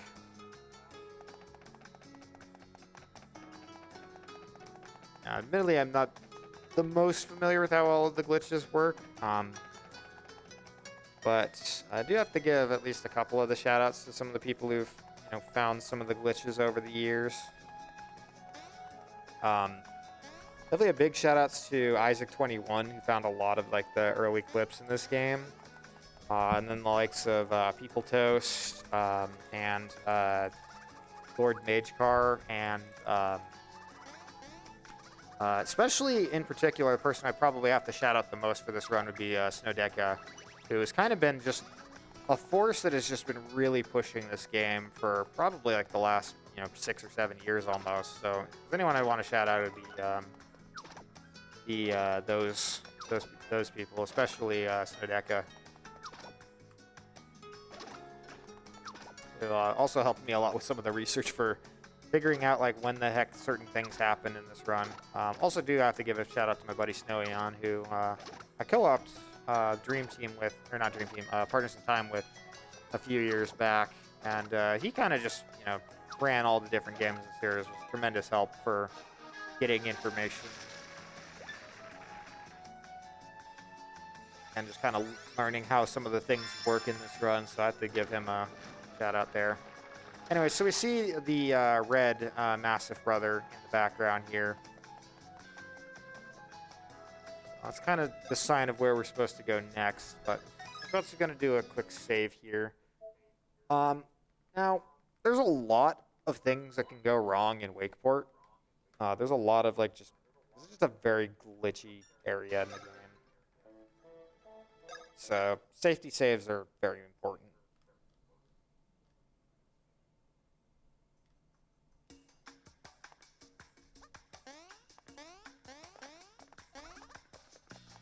Once again, by hitting this cutscene basically incorrectly after loading the save, he's able to gain control of Mario and just bypass a whole bunch of stuff here and enter the dream. Luigi just falls asleep on the ground. Nothing about this cutscene works properly. Because he was in a previous cutscene, the initial cutscene that plays when you first get to this fella doesn't quite work. So here we are in dreamy Wakeport. I quite like the background imagery of this area. It's just really neat. So this NPC here is just going to tell us about the massive challenge if he wants us to go find these 4 Who people. There's going to be just kind of a lengthy set of cutscenes here, so if you got anything to read off, Tim, go ahead. Okay, thank you very much indeed. Yes, indeed.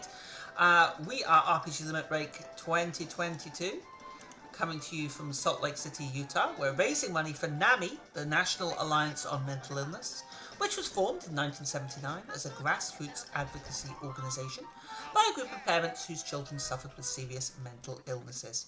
And NAMI has maintained that focus to this day. All of your donations go towards NAMI. 1 in 5 Americans live with a mental health condition, and we at RPG Limit Break are proud to be raising money for NAMI, a charity which works tirelessly towards cracking the code of mental illness through various means such as education, leadership, and increasing the availability of care. Please join RPG Limit Break in supporting such a worthy cause. I do want to shout out that we do have this little incentive goal that we're looking at for a run that's coming up a bit later on. We do have the Fight Duck Truck incentive for Steam World Quest Hand of Gilgamesh. We've got $155 out of the $500 needed on that. You can also put your donations towards naming the hero for Shining Force CD, which is the run after this one. We've got $75 towards Bowie, $25 on Shermack, and $10 on Duck Truck. So please get your donations in. Remember, all your donations go towards NAMI and can also get you in the mix for our fantastic prizes. Back to you, Ghost. Definitely looking forward to some of those runs coming up. I believe Bowie, shout outs to Bowie, just a good buddy of many of us here at RPG Limit Break in general, being involved with that run. And after that, as you mentioned, Steam World Quest. That's by Mechanalist Tom, who I had the pleasure of co-commentating Yakuza Like a Dragon for at SUDQ, which also happens to be in this event, so look forward to that one on Friday. If you think this game is wacky, you have not seen a Yakuza RPG. Anyways, yeah, just kind of a lengthy series of scenes. The game wants us to go follow these 4 fellows, but I believe the main reason we do this is we just need to make a certain amount of progress in this particular scene. And yeah, that looks like we have to go do some stuff, so we're just not going to.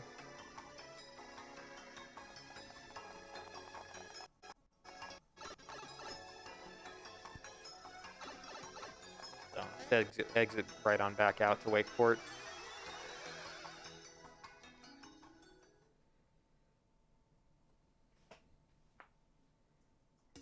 Now, this scene that's supposed to play here is going to queue up. And Tonkotsu is going to open the menu and quickly save and load, which is going to... Sorry, I misspoke.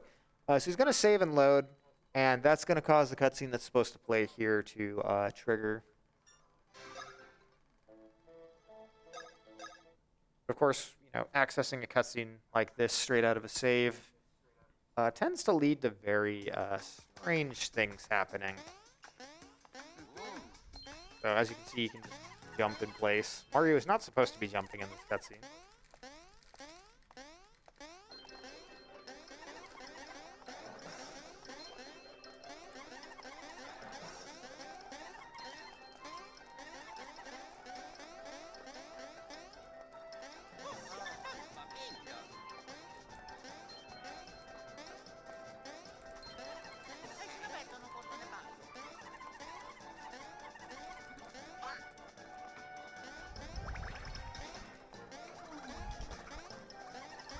Essentially what we're going to be doing here is the same thing that we did previously, opening up the menu during this scene to gain more control of Mario during the cutscenes. And then once Luigi opens up the Dream Portal, we're going to once again save and load. I love Mario's like jumping, thinking pose in that scene. So now, as you can see, he has partial control of Mario, as Mario is scripted to jump into the Dream Portal here. Do a save and load, and because he has not properly, he's set Mario's position kind of weirdly, and hasn't fully entered the Dream Portal, the game's just in this weird state where, once again, he's just going to be, out of bounds.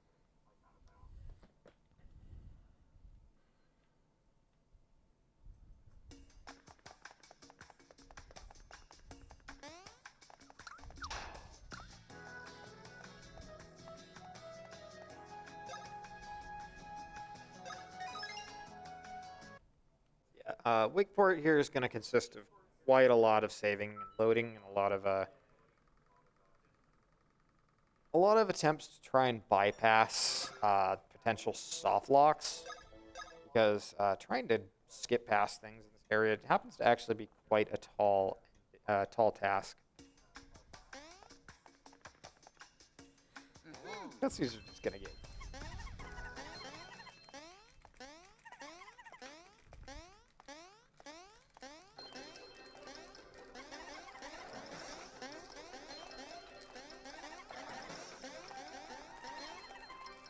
Now you're going to want to, at this point, pay attention to Mario's icon on the bottom screen, because this is where things are going to get really trippy.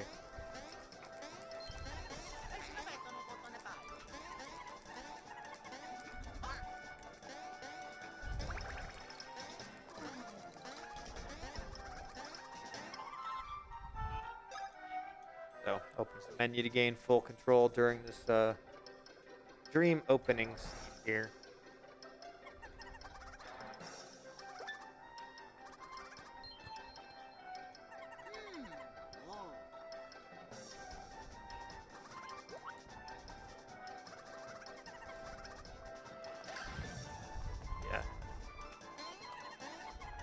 Now that he has control of Mario, he's just going to let this scene kind of play out. And just ignore pretty much all 3D collision objects in the background. And then wait for the scene of... Oh, that's unfortunate. So he wants to hit that south loading zone right about when Mario is supposed to jump into the dream portal, but ended up timing it just a little bit off. Just to repeat that.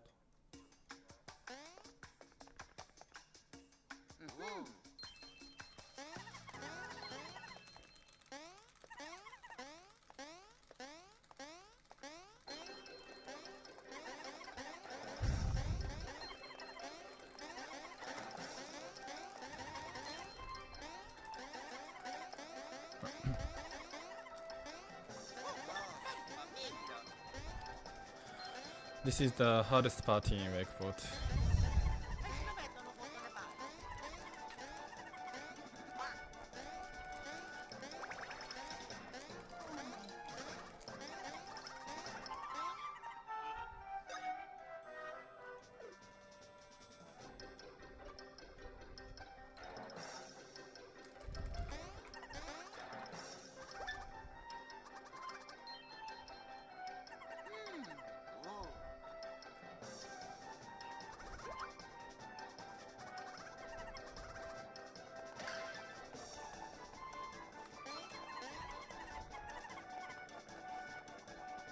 Again, heading towards that south loading zone.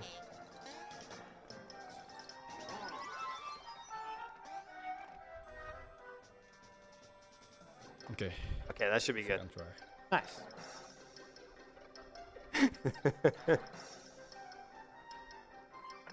Yeah, now basically everything is completely broken. Gonna make a save here out of bounds one more time.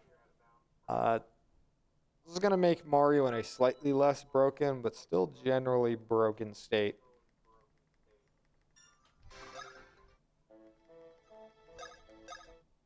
So he does still only have 9 of the Wakeport puzzle pieces, so he needs to do the Wakeport walk through walls trick here to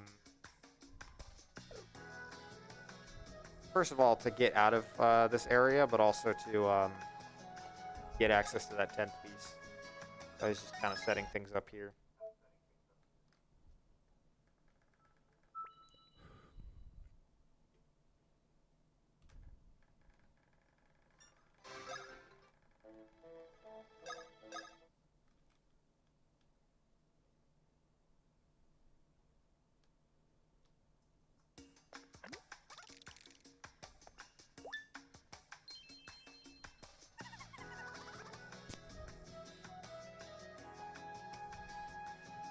I just love how often the glitches in this game just involve ignoring whatever the heck is on screen. But yeah, now he's being able to walk through walls. He has walk on air and just kind of circumvent just about everything in this area.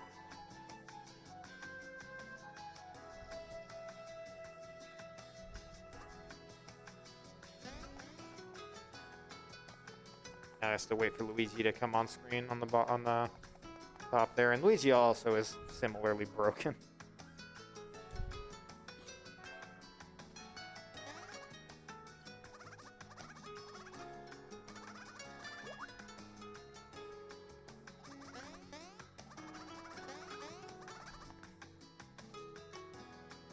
Now he's going to head back into Kylie's house. And, talking to her is going to be helpful in setting us up for the next part of this glitch here.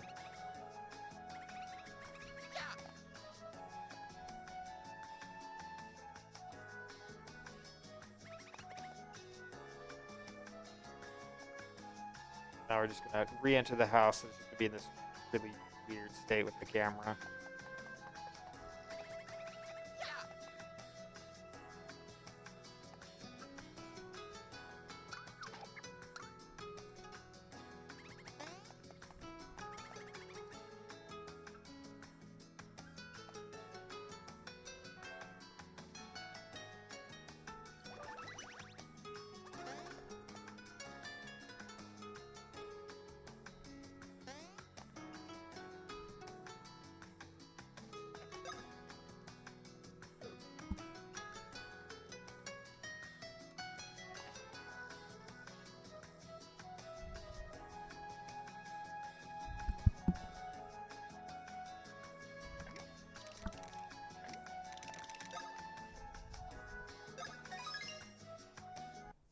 as mentioned earlier, the reason he's performing these tricks, it seems like there's kind of just a lot of just going back and forth in town here, saving and loading and just glitching out the game.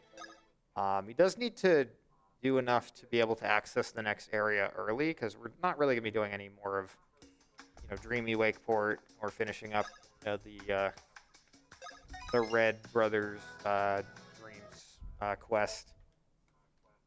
But there are all kinds of ways to soft lock in this area, so a lot of the skips here have to be performed in order to avoid those.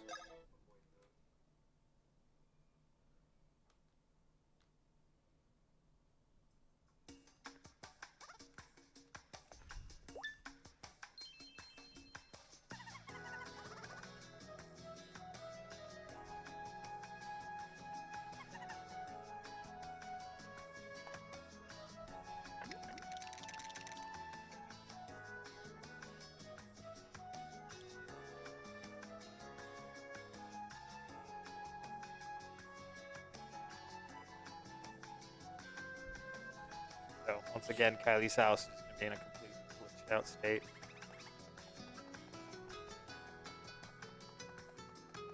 Luigi just running on screen in the background.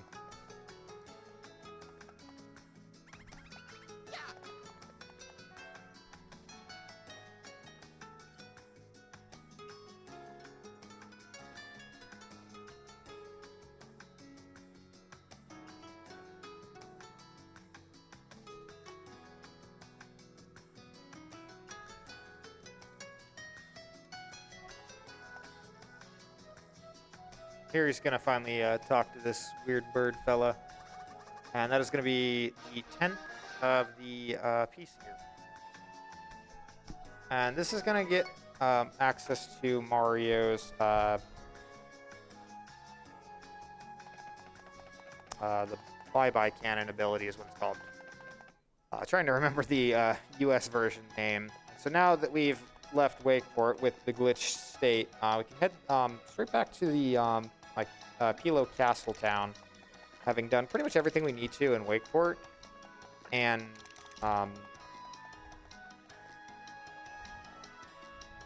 being able to avoid pretty much all collision with basically anything at this point. So that bridge that collapsed before, we can just ignore gravity now, so it's just the way to get back to the Castle Town early.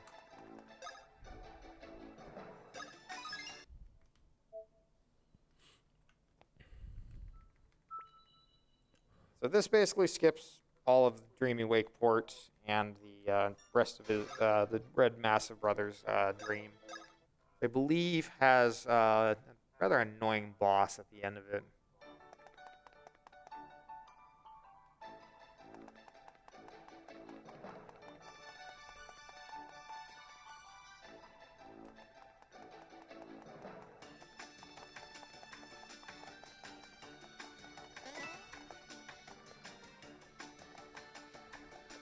Yeah, this path here is going to take us to Mount Pajamaja early.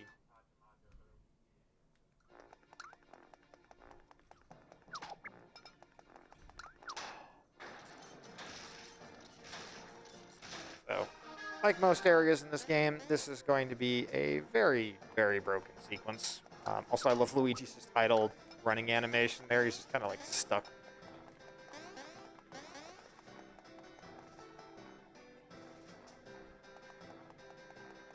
So we're going to do our first shopping trip here. This NPC is going to sell us fighter wear. Now the fighter wear just gives a nice little bonus of damage to Luigi. Which do keep in mind given the nature of some of the dream scenarios. Like Luigi's strength actually matters quite a bit in this game. Don't have quite a ton of money yet, but we will get the means to buff up some damage. Now, this sequence that he just did accesses a shortcut to pretty much close to, like, near the end of this area. So that's going to be important for later. Alright, so, yeah, you can see the Red Massive Brother is fine. So they ask us to follow them across the mountain on their tour because they lack the muscle to get past the muscle gate, as it's called. Of course, we can circumvent basically all of the platforming in this section. So a lot of this stuff is kind of trivial. He's picking that item up there to use for a very specific part of an upcoming boss. He's also going to be picking up 10 of the Bros attack pieces here, because the way Bros attacks work in this game is they only go to one of the two brothers. Meaning only Mario has access to Bye-Bye Cannon right now. And we really would like Luigi to have access to his own Bros attack, because then his turns in non-dream scenarios are actually useful in some of the late game fights in this game. Anyways, the massive Bros here are just the tutorials for the two different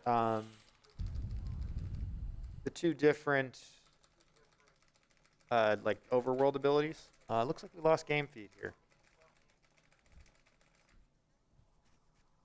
Sorry about the technical issues here.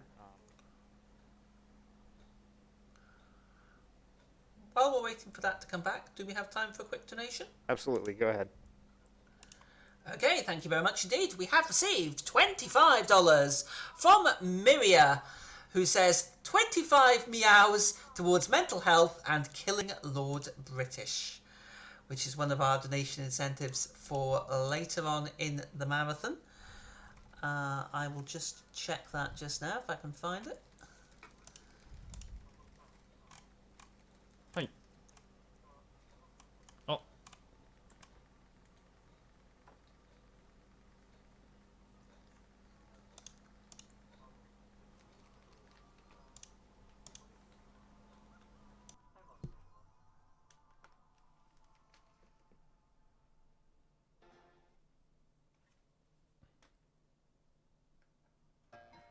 Yeah, sorry.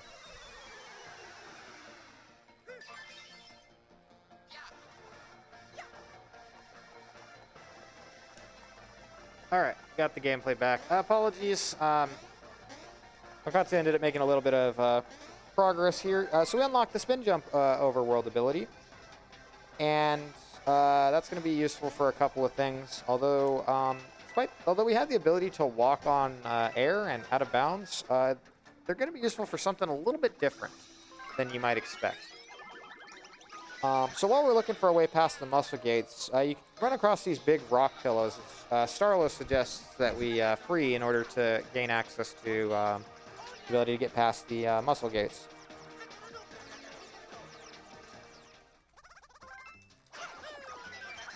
So here we get to some more tutorials of Dreamy Luigi's abilities. You can turn into this giant tower of Luigi's, which do these immense ground pounds.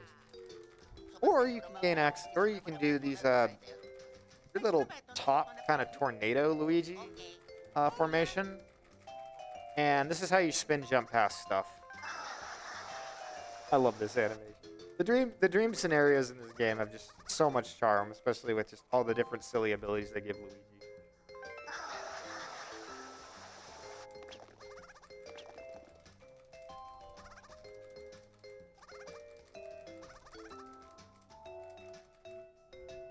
And so we're coming up on probably my favorite, like, strat slash, honestly, just speed thing in this game in general. So most of this area is relatively tedious, so we're really not going to be making any more progress in this particular scenario. We just came here to gain access to the Dreamy Luigi abilities. The ability to do the super high jump, the ability to do the ground pound, and the tornado spin.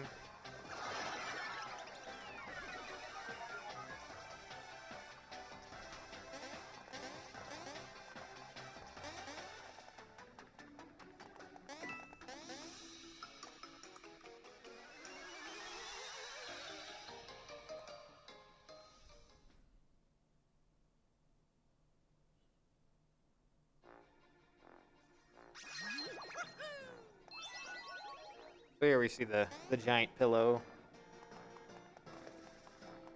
So you can see that Mario and Luigi have their shadows back because we started to play a portion of the game normally.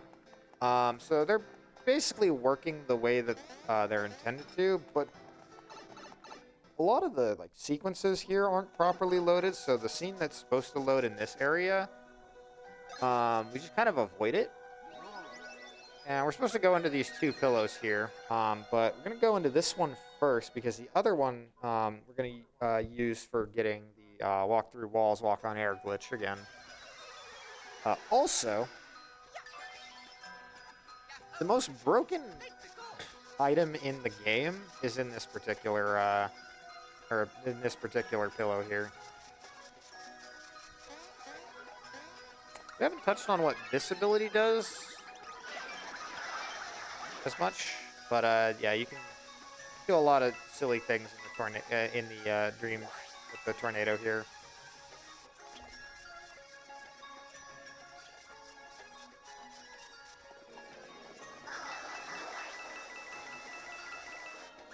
So in this item box is the hiking boots. The hiking boots are quite possibly the silliest thing about this speed run. And that is saying something considering how utterly broken movement in this game is. So the way the hiking boosts work is they give you plus 30 strength to your jump and any attacks that involve, landing on an enemy. Now, that's not actually a lot at this point in the game, but it can be augmented by an additional 1 point up to a max of 120 for roughly every 1 in 80, or for every plus 1 for every 84 steps that you take. The 84 steps that I'm referring to are not in-game. They are the 3DS's pedometer. So yeah, for whatever reason, they coded in this ability to buff this accessory. Also just getting the, walk through walls, walk on air glitch here off of the intended scene with the right pillow there after approaching it from the wrong angle. But anyways, yeah, so there are a couple of ways to cheese the hiking boots. God, there's just so much going on right now. There's a couple of ways to cheese the hiking boots. One is through mods to your 3DS. The other is just setting your 3DS in a particular way. Tonkotsu informed me that what he usually does is he sets his 3DS to a point in time on a day where he walked the 10,000 steps to activate the pedometer and get the most out of the hiking boots.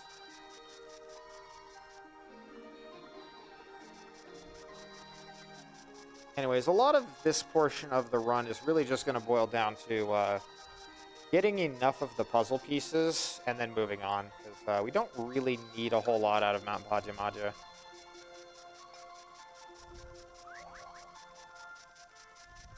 But given that we just circumvent almost all of the platforming, and an underrated aspect of being able to walk on air is the fact that you can generally avoid most encounters. Kind of trivialize a lot of the movement in this area. Although it does look quite amusing, if I must say so myself. So, thing I haven't mentioned with the spin jump. He did this earlier, although during the technical difficulties, they skipped a little bit past it. When you are out of bounds and you stack, you can actually can be a way to gain height on the Z-axis without needing to jump up to something. So as he's backtracking back down the mountain a little bit to collect a couple more puzzle pieces, he's also going to be doing. He's also going to be making his way towards a tutorial to the second. Bros ability you get in this area. He's also doing a spin jump so that he can, fall down and actually normalize gravity. Wanting to keep the spin jumps on the A button here. Like, you could switch it to jump, but you need it to be this way for the glitchy state to work the way we want it to in this area.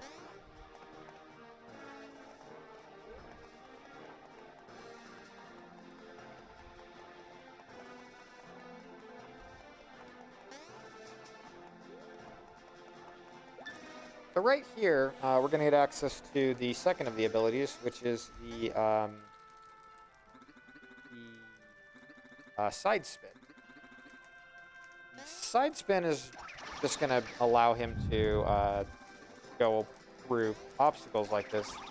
But what it's also going to enable is if you're in a position where you're walking underneath something, like you walk into a wall and you want to actually like ascend, once you spin into the wall, it will automatically put Mario and Luigi up to the z-axis coordinates of whatever wall that they've spun themselves into. So we'll see that here in just a little bit. Again, completely getting out of bounds here. Using the spin, and then without spinning, he cancels, and that just allows Mario and Luigi to get enough height to get up here while being out of bounds.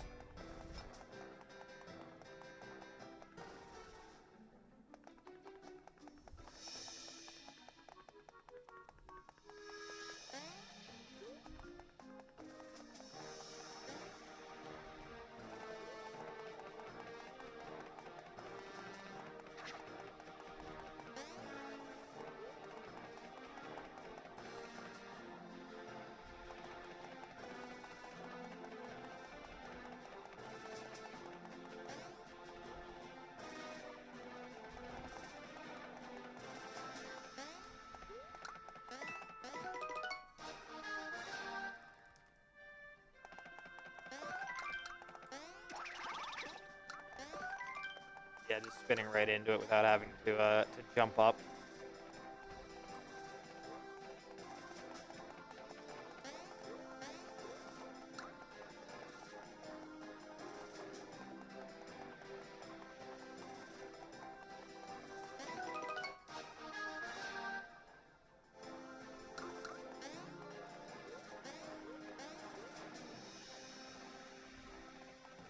Yeah, as you can see, just a lot of these skips here just allow them to just make jumps that aren't really meant to be made, and just get past stuff. Either, in this case, skipping having to spin jump across here, or just circumventing walls and just collision entirely to just make this place kind of a lot easier.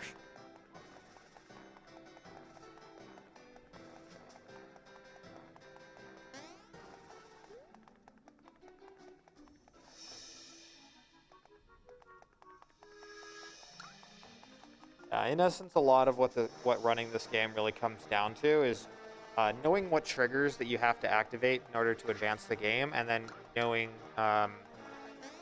getting just enough in terms of abilities and resources to be able to do the bare minimum to clear the game. There hasn't been a lot of combat in the last little while of this run, but that's all going to come. That's all going to come back to, kind of bite us in a way. I mean, we've routed around it, but Mario and Luigi are currently at level 4. This area, you're supposed to be, like, I don't know, in your mid-teens, casually. So, now there's a whole bunch of puzzles here about trying to, tornado your way up here. But, actually just spins right into it and just completely skips all intended puzzles in this area.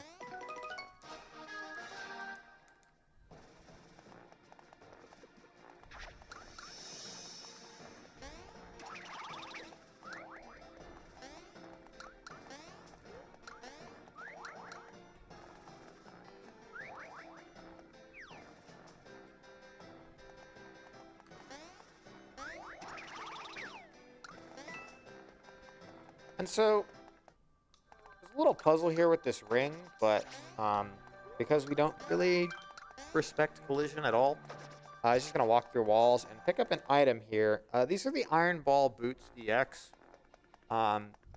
Normally, they're just a decent enough piece of equipment that sometimes drops an iron ball randomly on an enemy when you're fighting. But they're actually more useful right now to sell. They're worth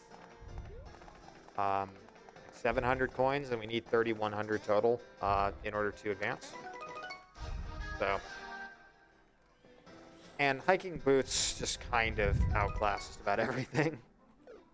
So, we have finally picked up all the pieces, and this is going to get us the drop chopper, which is Luigi's go-to bros attack for the rest of the run.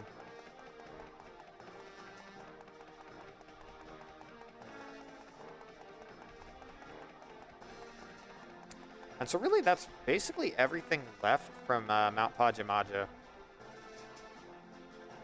Or Pajamaja. I don't know. I don't know exactly what the pronunciation is. If you have a better idea, sound off in the donation comments. And speaking of which, if you have anything to read off, Tiny Tim, please go ahead. Okay, thank you very much indeed. I would like to remind everyone you are watching RPG Limit Break 2022, benefiting Nami. We hope you are enjoying this fantastic run here. Really, really enjoying it. Remember that if you do put your donations in, we've got a couple of bid wars and incentives up. We've got Naming the Hero for Shining Force. Bowie's still in the lead with $75 there.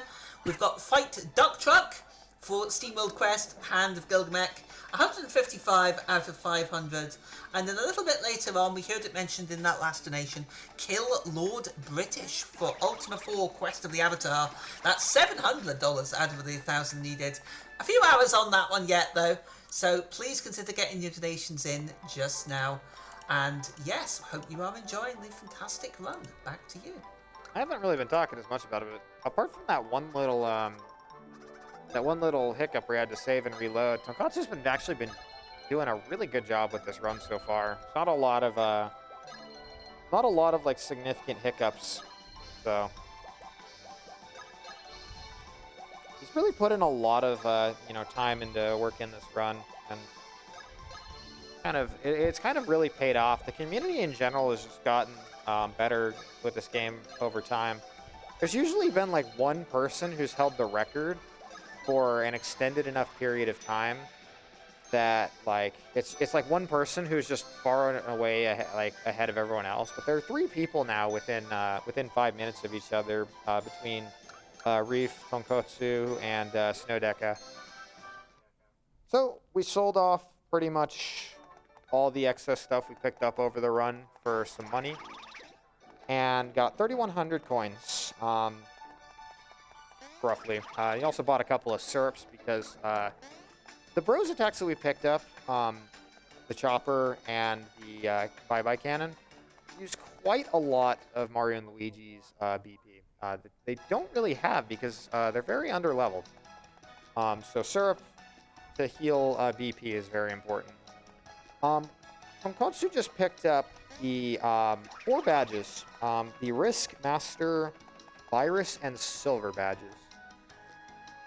And now he's going to go out of bounds, and this is going to allow him to access the reverse path to an area called Somnom Woods. Now, Somnom Woods is my personal favorite area in this game. Unfortunately, for a lot of people casually, it comes super late into the game, to the point where a lot of people are kind of like already, I guess, a little bit tired, because this game is rather long for a Mario RPG. Long and kind of slow in some ways. But it is a really cool area, and I actually think that the track that plays here, especially the Dreamy version, is like one of my top like 10 Yoko Shimomura tracks ever. And considering this is somebody who, as I said, mentioned, composed Kingdom Hearts, composed Radiant Historia, one of my personal favorite games, Xenoblade Chronicles, like that is a tall task. Also composed the Bowser's Inside Story final boss theme, which at one point in time, fun fact, if you go to YouTube, that was like you type in best final boss theme ever, you would get that track. Now, as you can see at this point, because of the sheer just brokenness of being able to walk through walls, most of Somnom Woods' intended puzzles are pretty much just trivialized.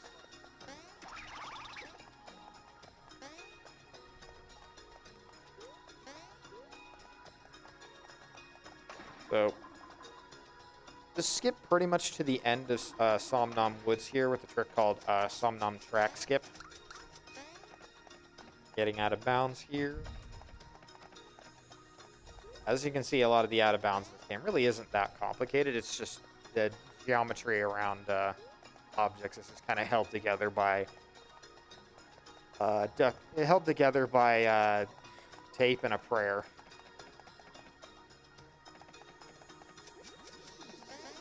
So Tonkotsu picked up 4 badges back at the shop earlier. And he's going to equip those now. Those reset the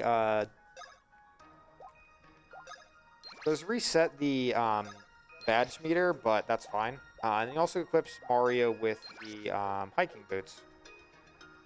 So we're going to give him a huge amount of offensive power for this next fight, and then just a quick safety save. So he's going to fight this... Oh, that's unfortunate. He's going to fight this Boomerang Bro. Really want to get a first strike here.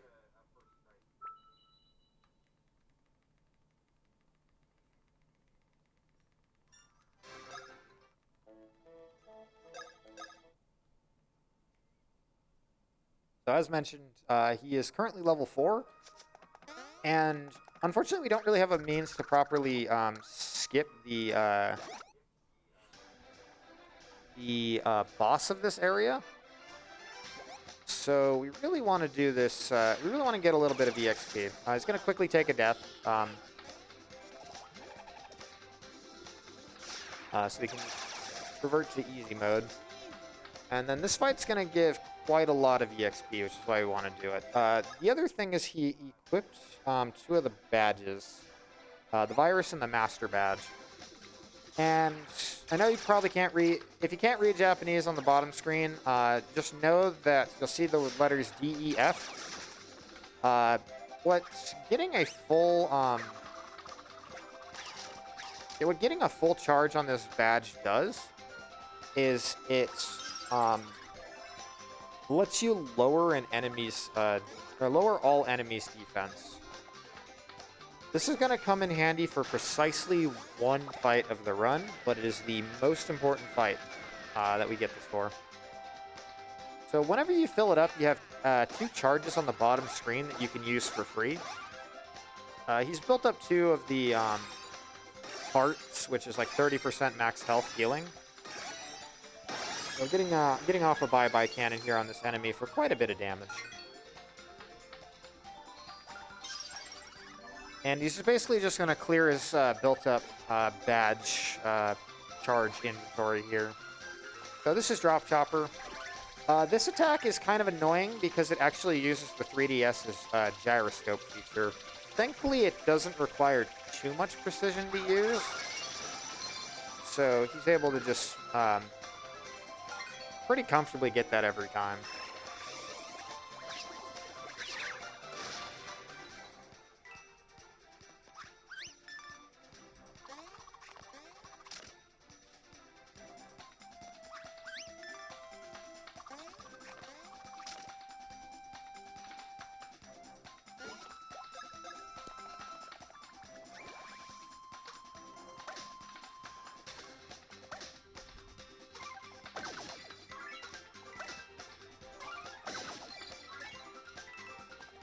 Oh, that was apart from the little hiccup in initiating the fight, that was a pretty solid enough fight.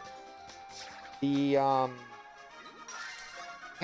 Boomerang Bros here, as you can see, give 1167 EXP, which, considering the most we've had before was 75, this is really big. I'm gonna put quite a bit of it into BP, just because, as I mentioned, the sheer amount of BP you need to use, like, the attacks, the 2 Bros attacks, Bye-Bye Cannon and Drop Chopper, is just, like, way more than we're really meant to have at this point in the game. And so Mario's going to hit level 8, and Luigi is going to hit level 7. For Mario, when he hits level 8, he is going to get his next rank.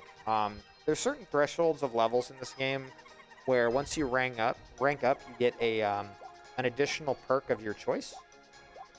You might see down on the bottom screen, every time you level up, you get an additional point of HP, or you get an additional POW. So Tonkotsu is going to get the additional POW because relatively obvious reason. You know, additional power is always good. I do know in the past there have been other kinds of routes that have done different things with the rank ups here. Luigi, I believe, only hits level 7 off of this, so he doesn't hit his next rank just yet.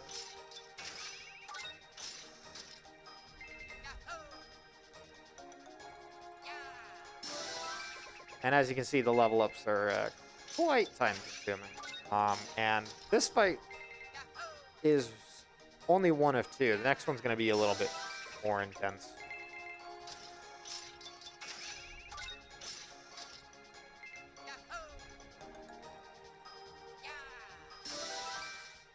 Oh, he does hit it level 8. Okay. Tonkotsu's route's just a little bit different than the one that I've learned off of. But yeah, hitting level 8 is pretty solid.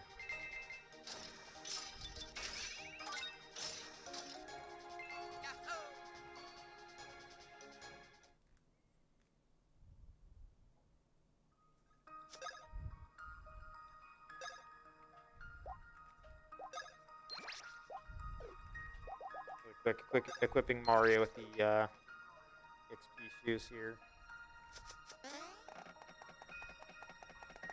And we're gonna go on to the end of what's called the Pillow Temple.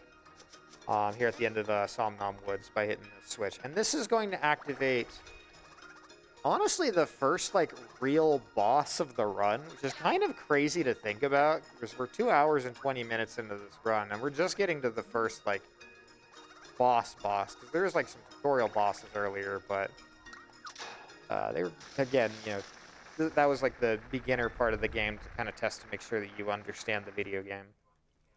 So this is the Pelodium. It is a very time-consuming fight, and you need to take this on at level 8, which, again, you're supposed to be in your, like, 20s casually for this part of the game, so we're going to take a quick KO at the start of the fight just to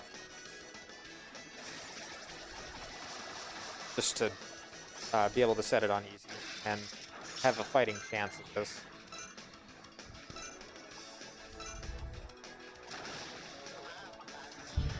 That is, like, an absurd amount of damage.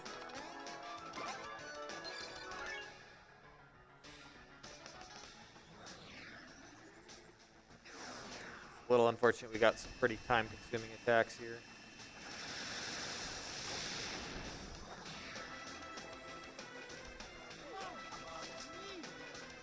So the Pelodium here has 1,700 HP or so. I don't remember. It's like some weirdly specific number, according to the Mario Wiki, but suffice it to say, it has quite a bit of HP. At this point, we're even on easy. With all the power bonuses we've had, our best bros attacks only do like 150, 170. So this fight ends up being quite a time-consuming fight, especially because enemy attacks, as you can see, especially in boss fights in this game, start to get really elaborate.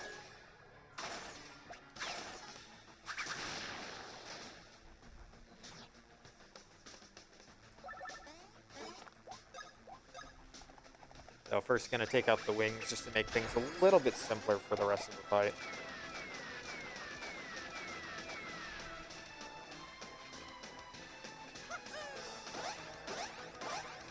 As you can see with Luigi's increased power, Mario has EXP prioritized over offense now. Luigi ends up doing like twice as much damage with everything.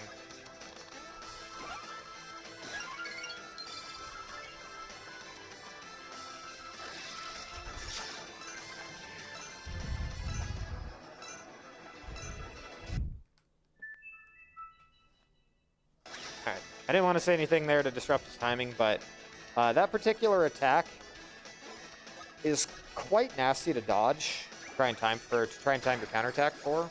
So most runners just buffer where they press the home button, and as soon as they load the game back in, are able to pretty much successfully pull off the counterattack, almost guaranteed. It's quite a nasty attack to try and time normally, so it is worth the little bit of time lost to avoid that, because as you saw at the beginning of this fight, this guy can basically one-shot us.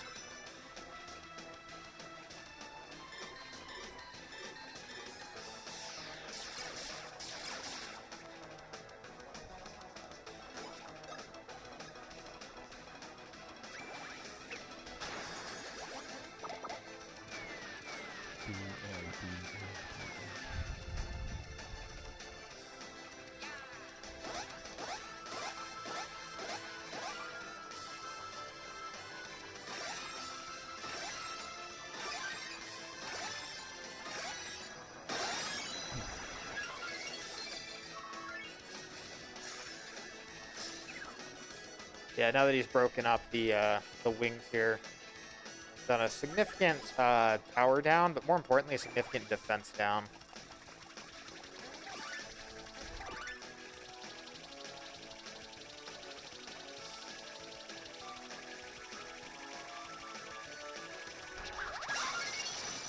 Nice lucky.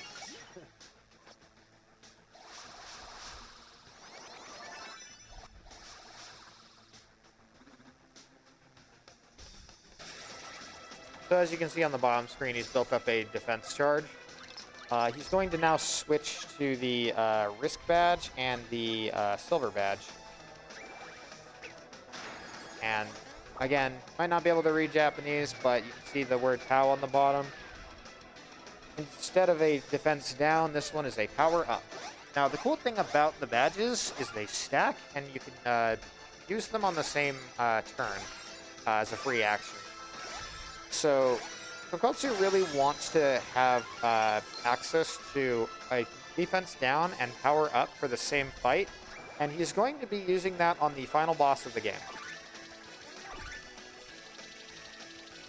There really isn't much time elsewise to actually build these up, and he's still going to be going into that quite underleveled.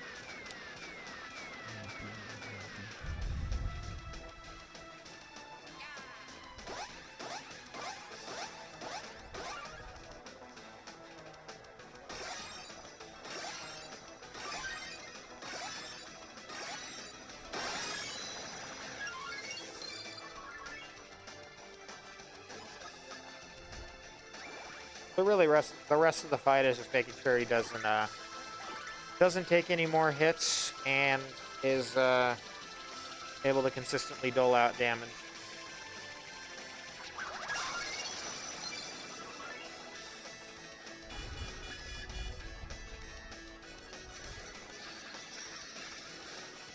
So now we're at the phase where the boss, you just need to unload basic attacks on it.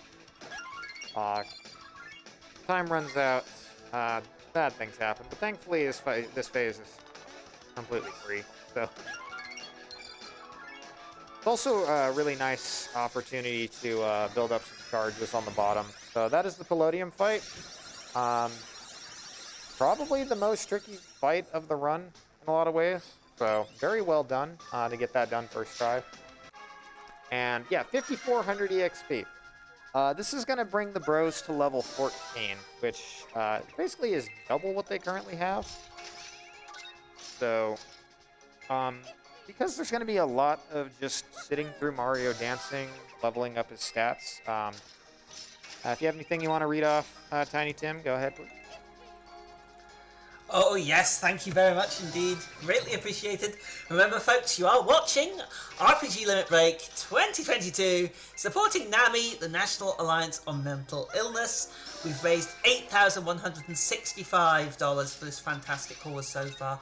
I hope everybody is enjoying this run as much as I am. Tonkotsu is putting on an absolute clinic here. It really, really is. Very quickly, while it's on the screen here, Ghost, I do have a question for you. The Hige or stash stat that we can see there. I love the stash. Could you explain about that for us if you don't mind? Well, admittedly, I'm a little less familiar with what it does in this game because, again, I haven't played this game casually in a while. But in Mario and Luigi games, the stash stat is usually two things. It's kind of like luck in that it influences your ability to get luckies. And the other thing it does is when you go to a shopkeeper, if you have a higher stat, they'll usually give you a nice discount. So basically, they give you the handsomeness discount. Excellent, excellent. So there, you heard it here first, chat. To get your discounts, make sure you keep your moustache tightly groomed. Absolutely fantastic. Sorry, go ahead. I'm fully shaved, man. It's uncomfortable under the mask. Me too. It's uncomfortable under the mask. Yeah, me too. Definitely not something. But I mean, Mario and Luigi have got the best moustaches going. So anyway, remember that all of our Luigi's mustache is strong enough to slingshot Mario. Yeah, I mean, as we said earlier on, that's really pretty painful stuff. But anyway, remember, all your donations go towards NAMI. We hope you are enjoying the fantastic event so far. Please keep those donations coming in. It would be really good if we can get closer towards that $9,000 mark. Every little donation, no matter how small, helps, is appreciated. So please get them in. And I see we're diving back into the dream world here, so I will let you take back over, Ghost.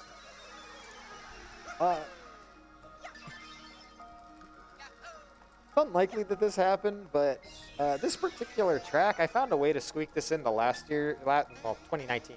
Last RPG Limit Breaks playlist. And this is one of my favorite Yoko Shimomura tracks. I can't stress enough how much I love the soundtrack of this game. It's honestly, I think, the best Mario RPG soundtrack on the whole. So, most of the dream areas that we've done throughout this run, they get skipped in this run. Which I guess is somewhat unfortunate because there's a lot of like really cool ideas here. All the Luigi abilities here are really charming. But Dreamy Somnom Woods is the only one that we're really going to do for the run that we actually do mostly intended.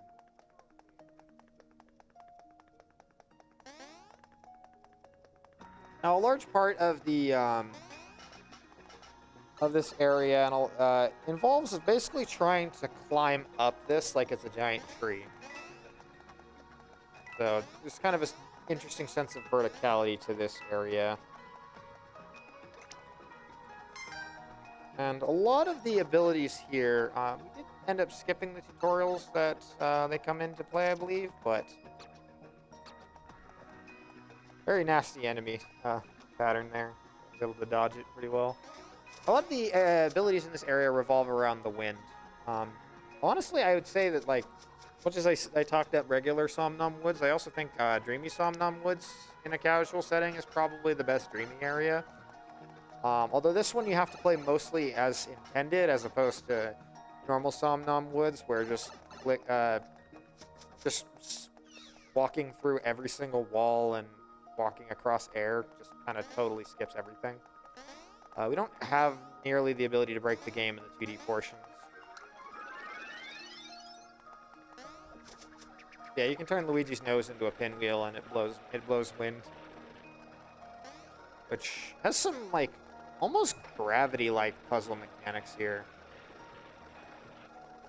I find personally quite interesting. Again, don't think too much of the dream world, none of it makes sense.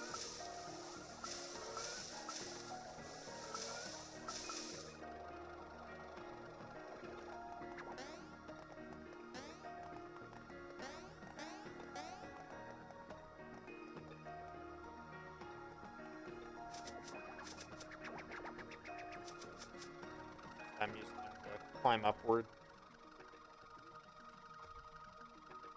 Now, like a couple areas, we aren't getting any more attack pieces. We don't really need any more for the rest of the run, but in particular, we don't actually need the Luigi-nary attacks, which are the Dream World equivalent of the Bros attacks.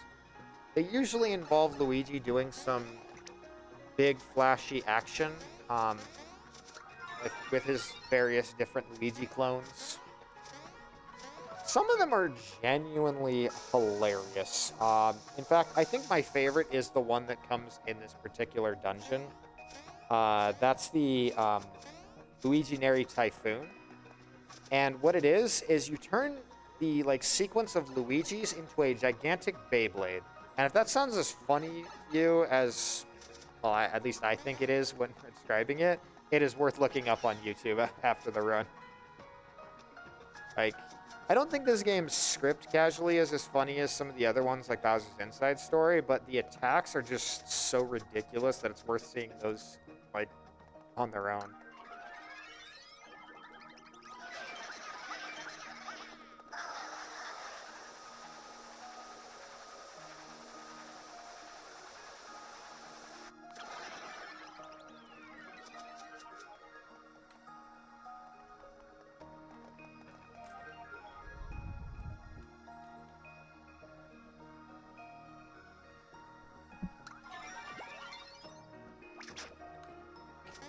Nice.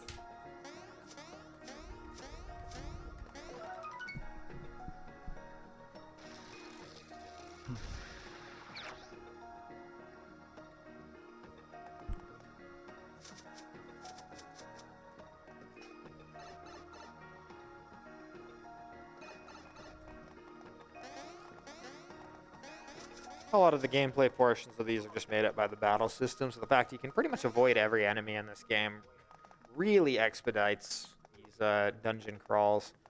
And it's actually done really well. I want to say you've only had one non-intended encounter in this run, so very well done by Tonkotsu so far.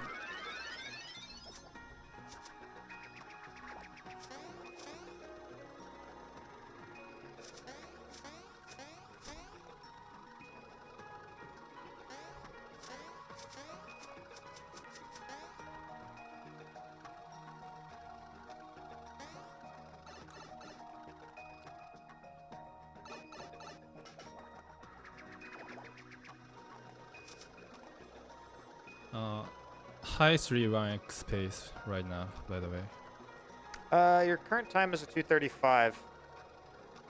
37.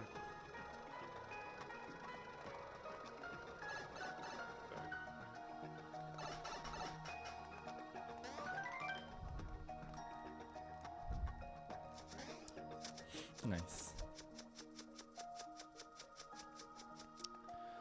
I skipped a cutscene. That saves 7 seconds, approximately.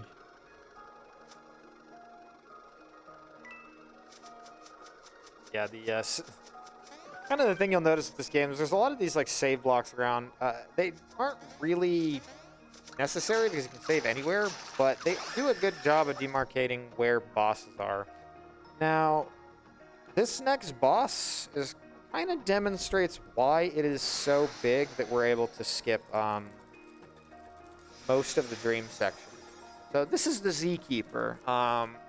The elder of the Pillow People, Eldream is his name. He says to seek out the Z Keeper, and there's a big old thing you're supposed to do in a previous area, but here at the end of Somnom Woods, we're finally able to free him from the dream world. Of course, he's causing a nightmare.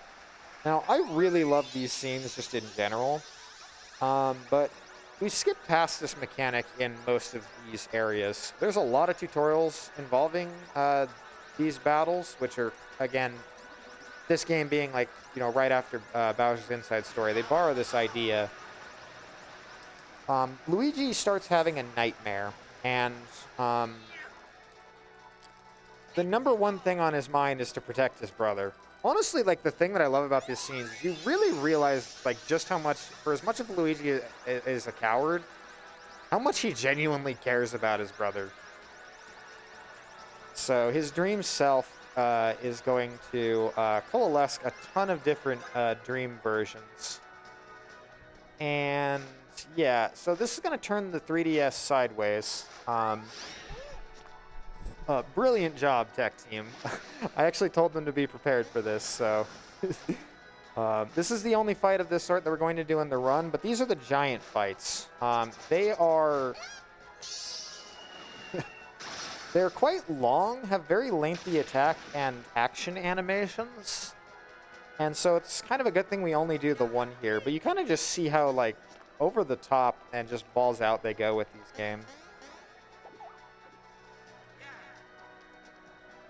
Especially, like, when you get to the 3DS.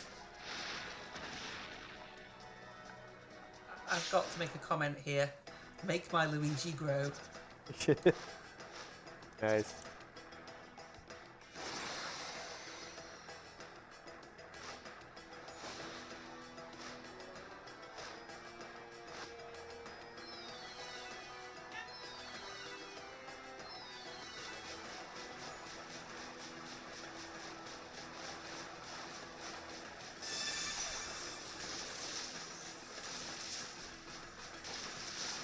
The first part of this fight really just comes down to making sure that we can, like, actually do damage. Because a lot of the fight here is just going to consist of dodging and counterattacking. So part of the reason we shifted perspectives on this is that the bottom screen for, like, the first part of this, the first time in a while, becomes the more important screen here. This attack, dodging it just involves using the touch screen. So the next part of it is it just really just consists of catching up to the Z-Keeper here, and then trying to grab him, pull him down, so that Luigi can finally get some attacking turns and actually do some real damage. This, of course, involves the touch screen as well.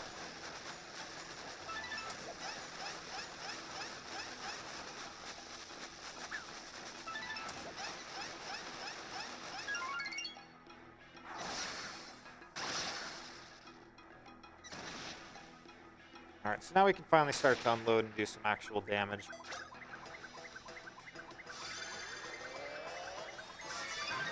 I love the animations here, they're so good.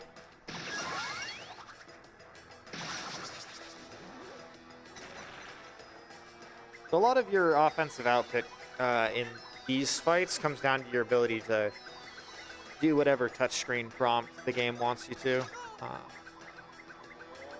So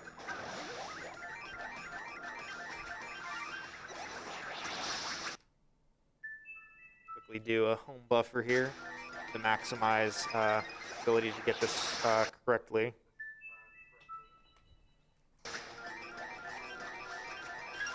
It's very easy to autopilot and go in the wrong direction, so he's able to do that and see, like, which direction he wants to rotate. But yeah, the spin attack there does quite a lot. As you can see, we've already got the Z-Keeper down to about half health.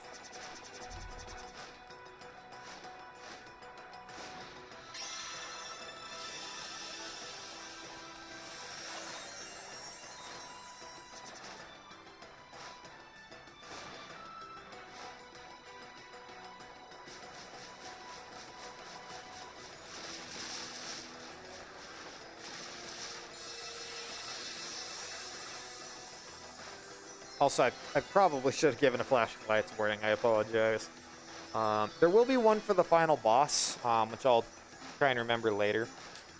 So this particular attack here, it kind of doesn't translate the best to stream layouts, but essentially this involves using the 3DS's gyro controls. A lot of the times, the Mario and Luigi games really like to use some implementation of pretty much whatever the new handheld mechanics were. So the 3DS having a touchscreen and gyro controls, there's at least some application of all of those in this game.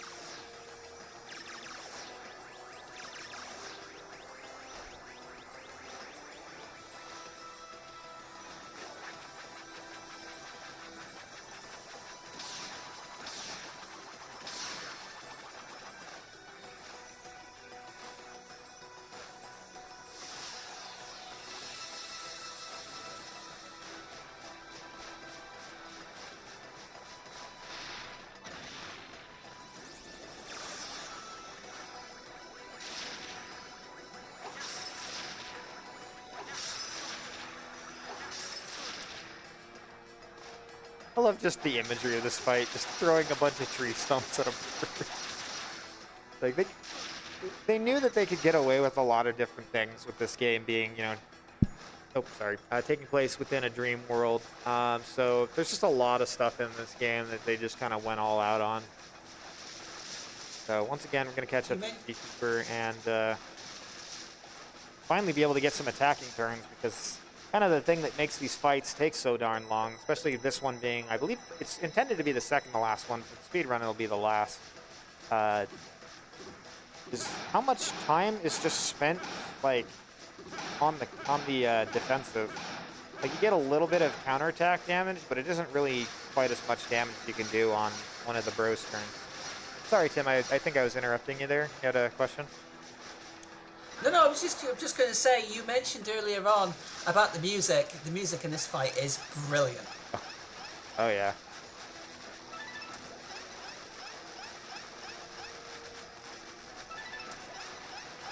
I'll be the first to say that you mentioned earlier on about the composer for this game. Yep. I was not aware that she composed this soundtrack. Oh, she composed. I'm only familiar primarily for like Super Mario RPG and obviously Xenoblade Chronicles as well. Yeah, she's composed she composed all of the Mario RPGs that didn't have the word paper in them. And it's honestly at this point, I feel like Yoko Shimomura might be the most represented composer besides Nobuo Uematsu at Limit Break. We joked back in 2016 that at least one game on every day of the event had a Yoko Shimomura soundtrack. This event, I think we missed it by one.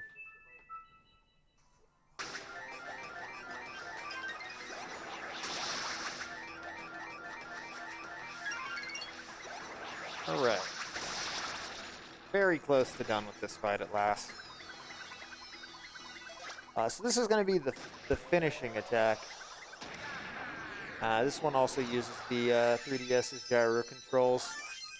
Can be a bit of it translates a little weirdly to the stream layout, but the way this looks.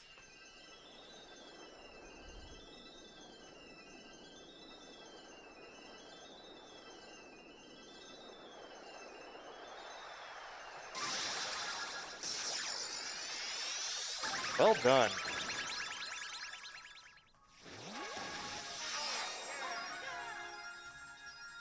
That was a very good Zkeeper fight.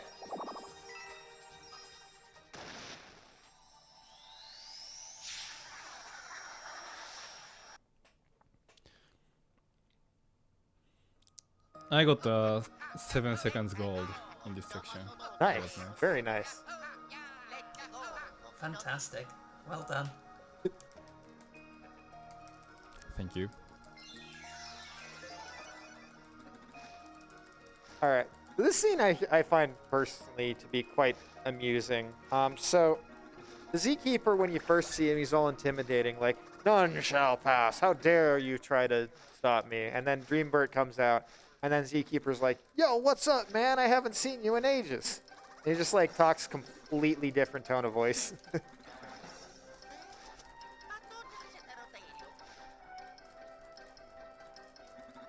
And as you can see, he's kind of a lot more of just a guy than he lets on. Also, I'm not sure how he's. I don't think they remember as much how much he talks in the Japanese version, but you see here, his script is mostly in katakana, which I think kind of just sends a signal of like he's very different than he lets on. But anyways, so the main thing that we were seeking out the Zkeeper for, across the story of this game, we find out that Bowser and Antasma, who have teamed up, taken the princess to Bowser's castle, or Neo Bowser's castle, which is currently guarded by a gigantic barrier, and he's also gotten the Dream Stone, which we really don't want the bad guys to have, because that's kind of wish granter, and anyone who's played Paper Mario knows that letting Bowser have access to the ability to grant wishes is usually a bad thing. So thankfully the Zkeeper is both gigantic and powerful enough to help us deal with the barrier around Neo Bowser's castle.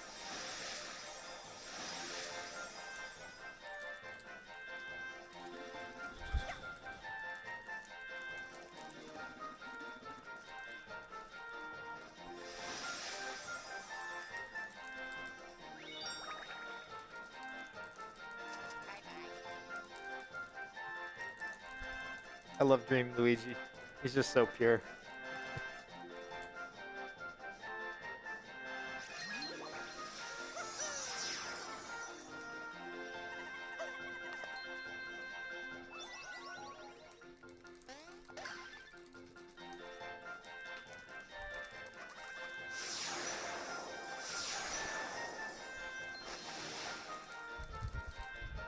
All right, so while we got a bit of a backtrack here to get out of Somnom Woods. In the English version, he mentions something about smelling a quote-unquote stank, and he offers to meet us at the entrance of the woods so that we can take care of Neil Bowser's castle. So we got to backtrack quickly through Somnom Woods. Again, since pretty much all walls, floors, gravity, the laws of physics, and everything else is just a complete suggestion.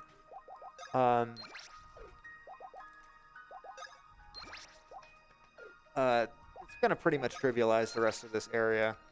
So always make sure to equip some gear to Mario and Luigi so that they're able to do a decent amount of damage in the end game. Notably, re-equipping the hiking boots now that he's done with the with getting EXP from the Palladium.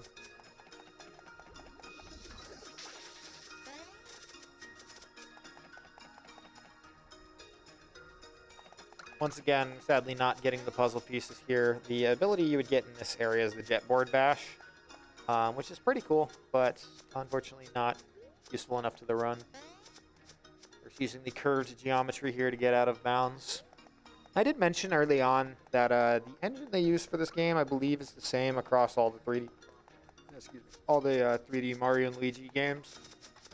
For whatever reason, though, they got like way less busted in the remakes of Superstar Saga. I think it's just there was a lot more square geometry that made it harder to get out of bounds. So once again, approaching this cutscene from the wrong angle.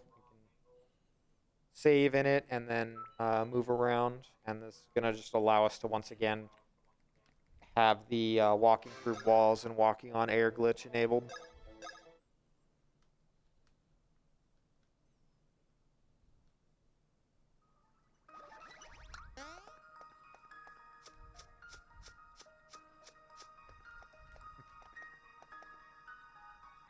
Honestly, this game being on the DS really helps make some of these skips a lot easier, because as you can see, Tonkotsu is able to track Mario's position on the bottom screen with the mini-map there, as opposed to just having to kind of blindly guess where to go. It's a really nice thing that they did with this game. I don't remember if it was in Bowser's Inside Story, but I remember in Partners in Time, the game only like tells you like what screen you're on rather than like where you are on that screen. So, something that really makes this run kind of nicer than some of the previous games in this series.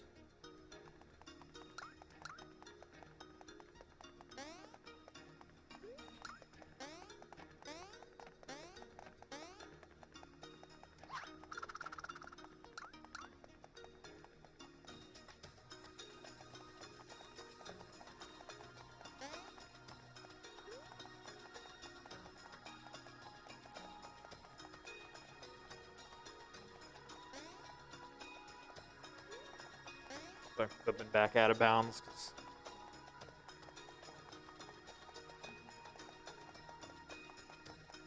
nice way to get out of here. All right, so we are back towards the entrance of Somnom Woods, and this is gonna allow us to really trigger the end game, thankfully.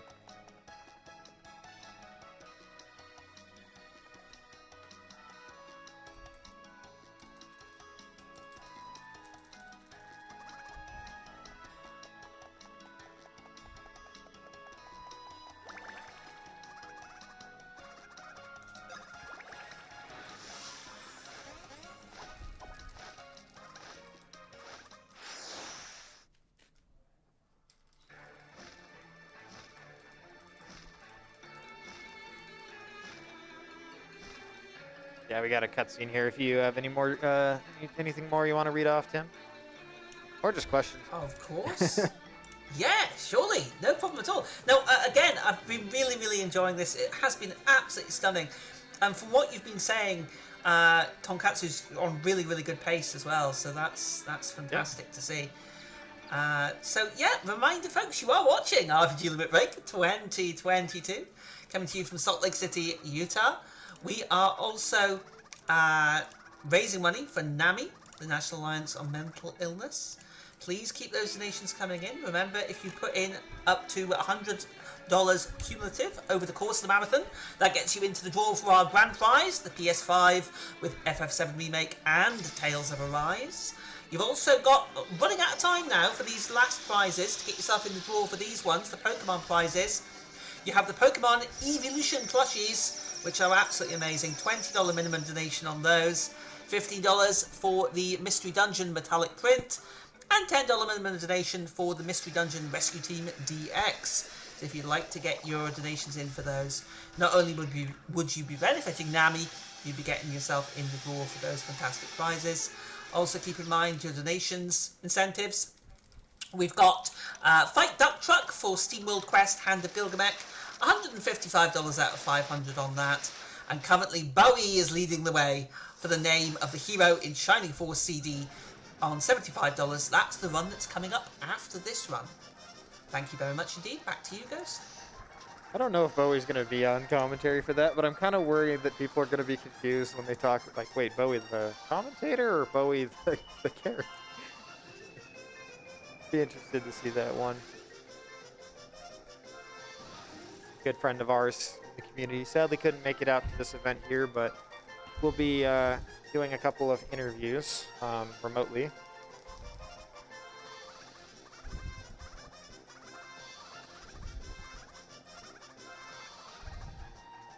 So here the Zkeeper firing off his Wake Beam, or Omeza Beam.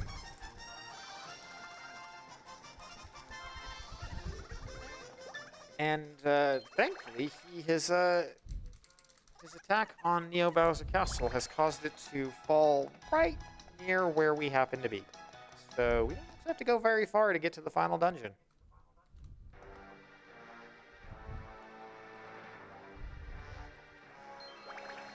So, as nothing in this run is done anywhere really close to intended after the first hour of the game, this dungeon isn't going to be especially long, despite it actually being generally pretty meaty in a casual playthrough. These three knuckleheads here we saw in a previous cutscene, they're kind of just the running band of mooks that you see a lot in the game. Right now that they're planning, they're trying to do their big nefarious plan, which is to run away really fast.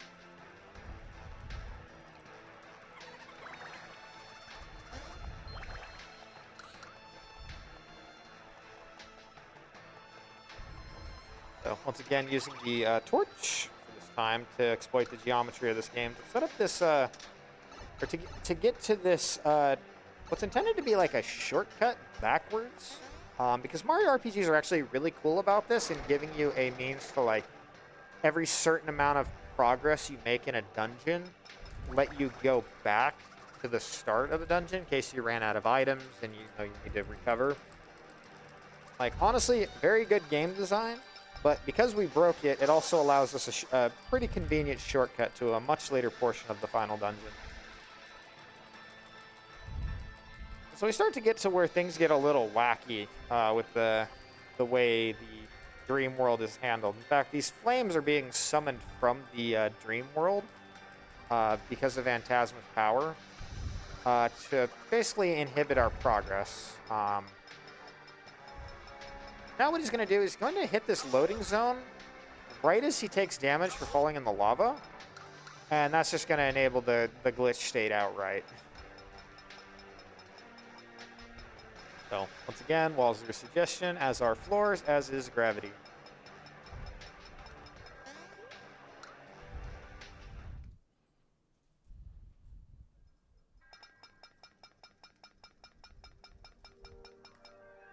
as the music would suggest, this is actually really late into the final dungeon. So we more or less skipped virtually the entire thing by bypassing pretty much every roadblock that is originally intended for you to like go into the dream world, come back out of the dream world, and just through like skip like we've already skipped quite a lot. Most of the areas we only go halfway through. And the Somnom Woods early skip, we even ended up skipping pretty much all of the area called Driftwood Shore, as well as the rest of Mount Padgamagus. So, anyways, he has the ability to move in this cutscene. So he just heads to the elevator in the back of the room as this cutscene plays, and yeah, things get kind of jankier. In the story, we find out that basically Antasma and Bowser have been kind of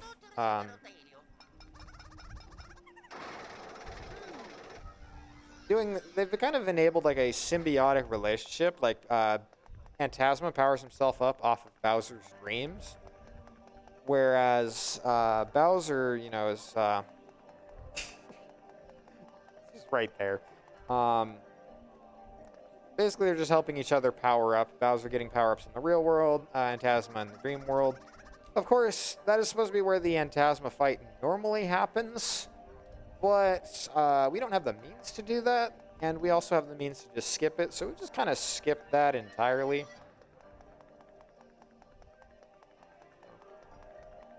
Here we are on the final climb up to the final boss, basically.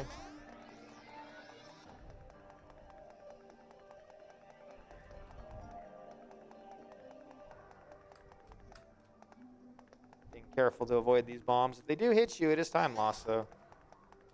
Also doesn't particularly help that the unusual animation of the walk-through wall state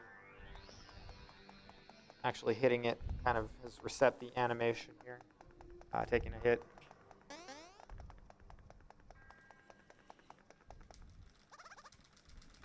Now these three chuckleheads are going to try their final desperation attack and completely whiff. Yeah, so the Antasma fight is kind of an annoying fight. It's kind of meant to be like your dream final boss. And then Bowser reveals that he was planning to double-cross Antasma the entire game, and actually does so, which is kind of impressive because Bowser always gets double-crossed in this series. Sometimes for the stupidest reasons. So if Bowser gets a one-up on you, you done messed up. Luigi! Alrighty. So this is the final boss. Bowser here with the Dreamstone.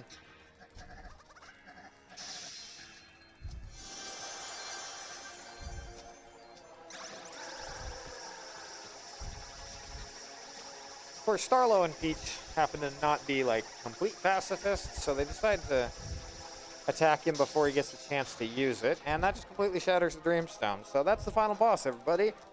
Up next, we have... No, I'm just kidding. Bowser is not very happy about his wish-granting stone being ruined, so he just yells so loud that he inhales a tornado, which he happens to inhale all of the pieces of the Dreamstone conveniently. Anyone who's played Bowser's Inside Story knows that the man has quite the inhalation powers. And now that he's absorbed the Dreamstone, he's become kind of immensely powerful.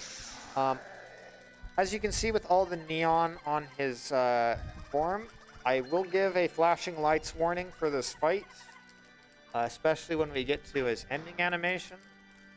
Not the worst I've seen, but I don't want to take any chances on that one.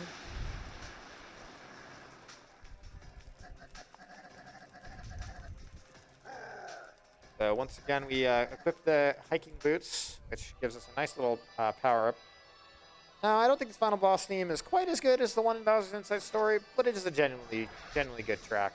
Gonna take a quick death here with a AoE attacks, so that we can set the difficulty to beatable. I say easy, but it's really just kind of have to at this point. It's not good. Grabbing Luigi there is Nice. alright. Thankfully he's got enough gear that he can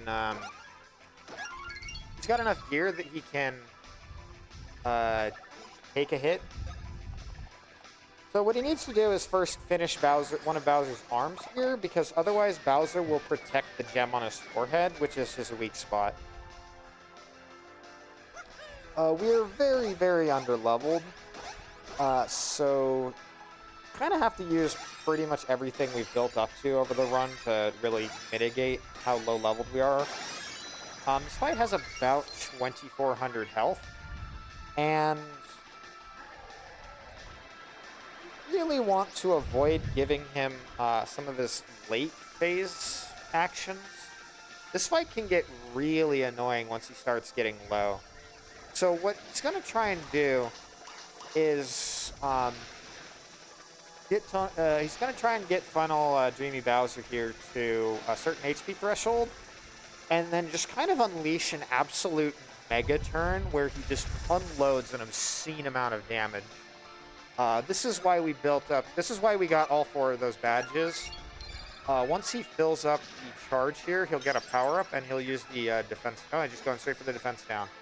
Alright.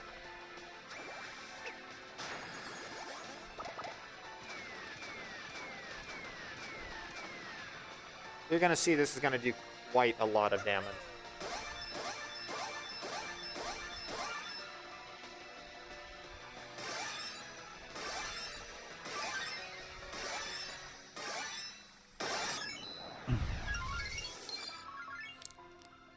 Yeah, that's almost... Need to take a hit.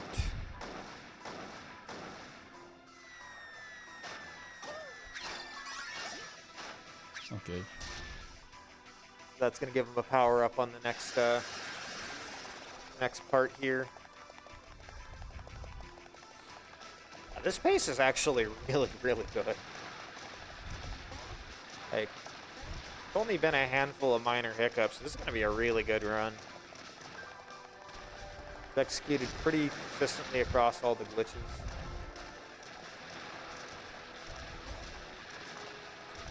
So, should still have the defense down, and then going to use the power up once he finally gets the chance to take an action. That looks like it hurt.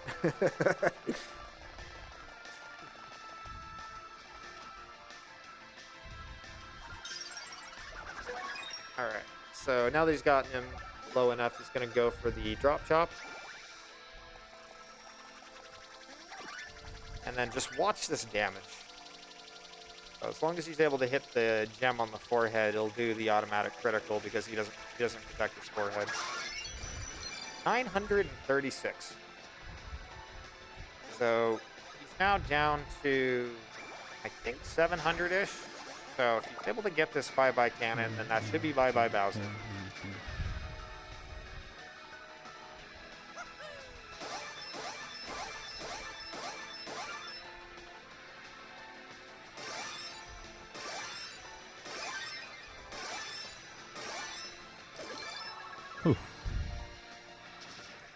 Actually missed the command on the final hit just to save a little bit of time on the animation there, but that is Dreamy Bowser. Very well done fight, very well done run. We have a little bit of an escape section afterwards, and then time is after the last text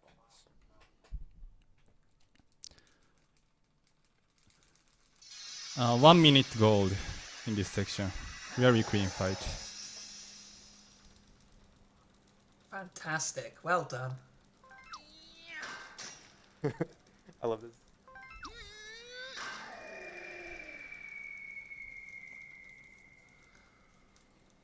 Alrighty. So, while we are winding this down, I'll just go ahead and give some final shout-outs. Shout-outs to the Mario and Luigi RTA community. A lot of great people. I've mentioned a number here. Definitely huge shout-outs to Snowdeka, who's kind of been helping me a bit with commentary prep for this. I was kind of a a bit of a late addition for the commentary for this run. As somebody who's the Mario and Luigi games are very near and dear to me, so very happy to be here. Hope that we were able to do a good enough performance for y'all. Definitely shout outs to, oh, I should probably let him focus on this part. My apologies.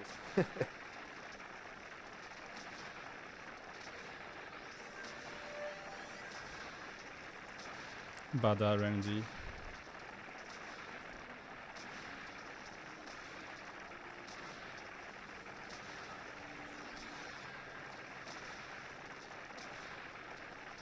Normally this part's not particularly difficult, but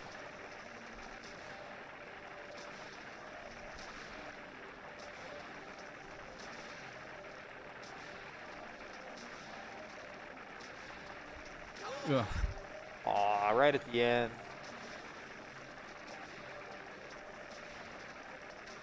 That's punishing.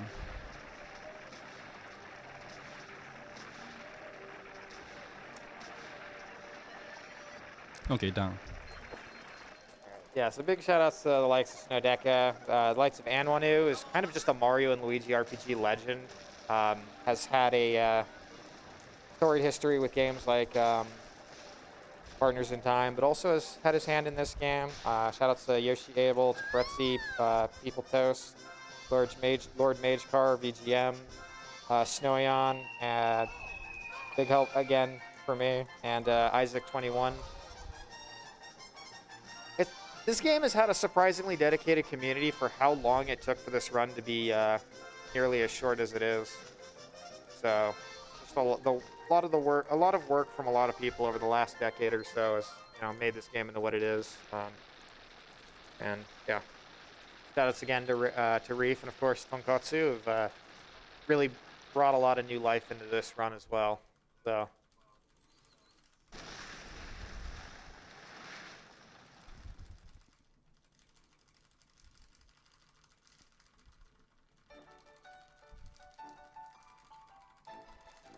Right. Now we're just finally getting our well-deserved epilogue here.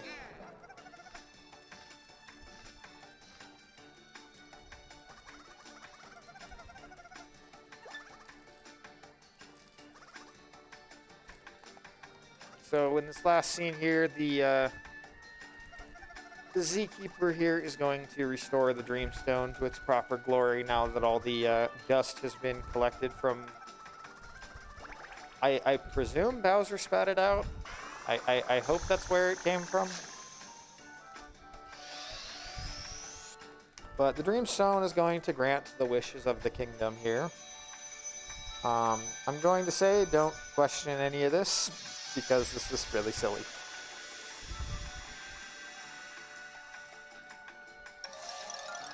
Get a gigantic coin.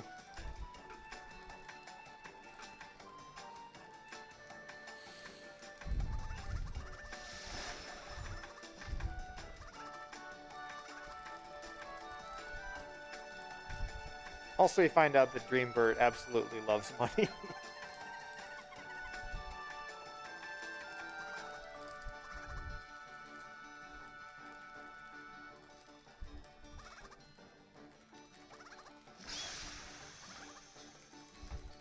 Gonna shatter the giant coin. Money is just gonna rain down from the sky onto the Pillow Kingdom.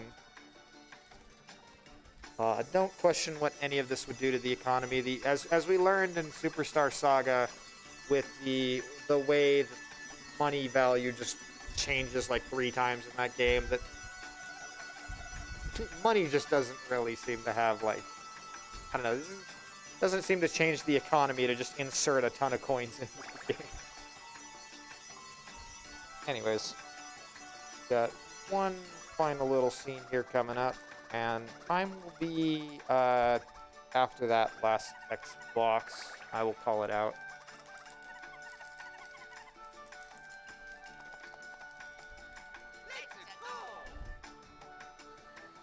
This is a really good pace. Like, Tonkotsu's PB is a 3:13, and I think this is set to be a 3:14.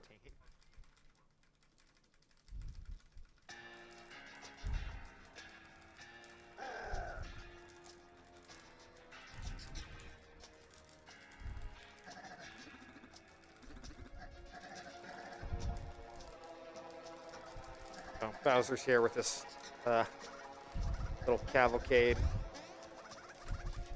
Cavalry.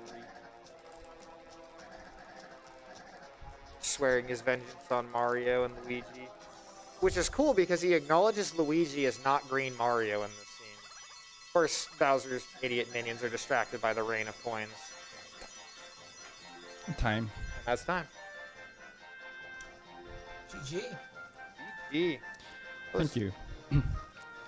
Very well 2 done. minutes of my PB. Thank you. Awesome. Alrighty. You got anything you would like to say, Tonkotsu? And of course, I was very happy to showcase this speed run without any soft rocks. And yeah, this time is lower than the world record at the beginning of September, so that's insane. Also, huge shoutouts to the Mario and Luigi speedrunning community. Thank you for having me today in this awesome event, and thank you everyone for watching and donating. That's it. Thank you, Tonkotsu. I was Ghost Kuma, and it's been a pleasure commentating for you today. Stay tuned. We do have a run of Shining Force CD coming up next. So, send it back to you, Tiny Tim. Okay, thank you very much indeed. Can we get a massive round of applause here for the fantastic Tonkatsu? Absolutely brilliant. Really appreciated. Next up, we're going to be moving on to the next one, which will be Shining Force CD by Ty2358. I will be handing things off here to the wonderful Sweet Peebs, so please stay with us, and we'll be back after this.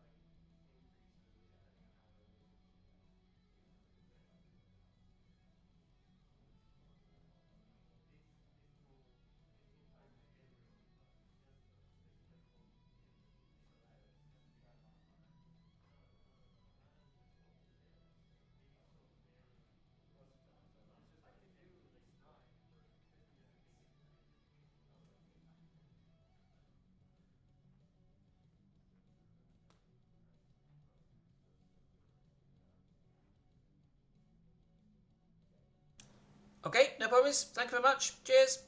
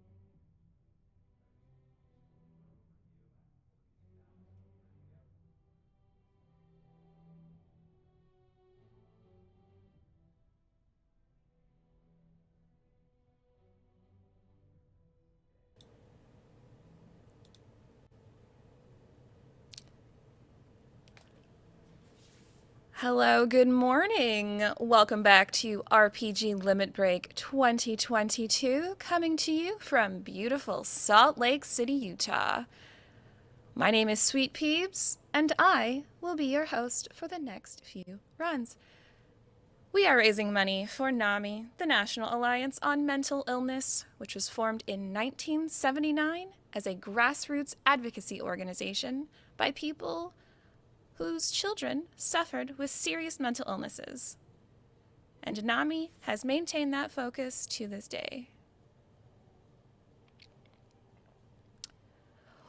While TIE 2358's Shining Force CD Book 1 Any Percent run is still being set up, let me go ahead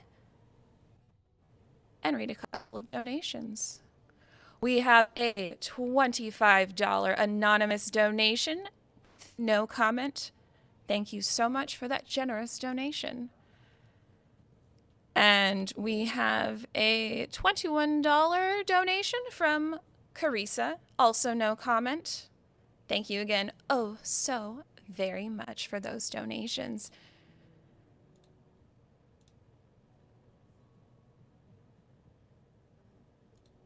Let me tell you a little bit more about NAMI itself.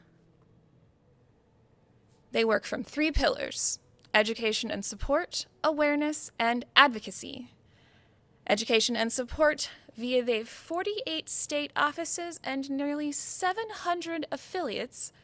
NAMI offers a host of signature programs, presentations, and support groups that are available free of charge.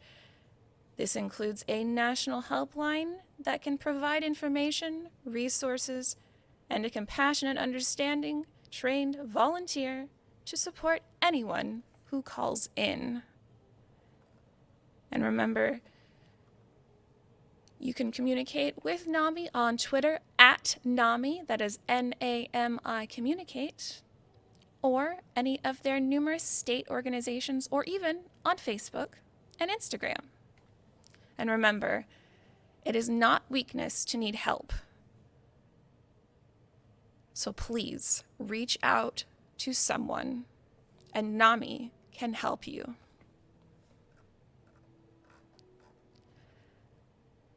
Now, going back to RPG Limit Break, you can also use us on the hashtag on that little bird app, Twitter.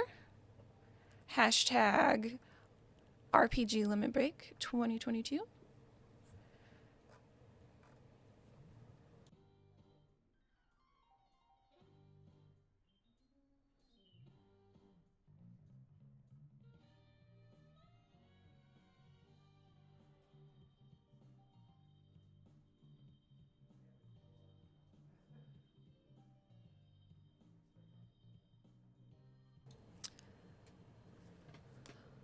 For our next run, Shining Force CD, did you know we have an incentive to name the hero for the Shining Force CD run, the one that is coming up right next, run by Ty2358. Did you know there are already 3 options available, and you can add anyone you want in addition to those? Right now we've got Bowie, $75 in the lead. We also have Shermack with $25 and Duck Truck with $10. So, if you want to put Bowie out of the top spot, if you want either of the other 2 options, or even a mysterious 4th option, please get those donations in now.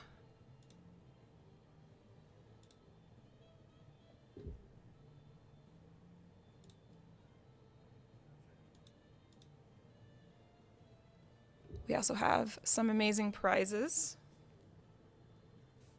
I know you've seen a few of them popping by on screen, right now, the PlayStation 5 with Final Fantasy VII Remake and Tales of Arise from a minimum donation of $100. And of course, remember that $100 is cumulative over the entire marathon. So, $5 here, $20 there. As long as you hit $100 by the end of the marathon, you are good to go. And that is through Kingdom Hearts Final Mix HD.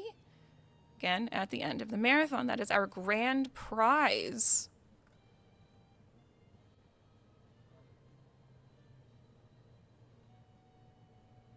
Also, starting on Shining Force CD Book 1 any percent run, you can start to bid for a Cherry Chocobo Platter made by Minturn Makers. That is a minimum $20 donation. Oh my goodness, there's also the Final Fantasy Ultimania Archive Books 1 through 3 donated by Ashen Prime. That is a $15 minimum donation. So once again, head on over to rpgandlimitbreak.com and donate for your chance to win these and more amazing prizes throughout the marathon.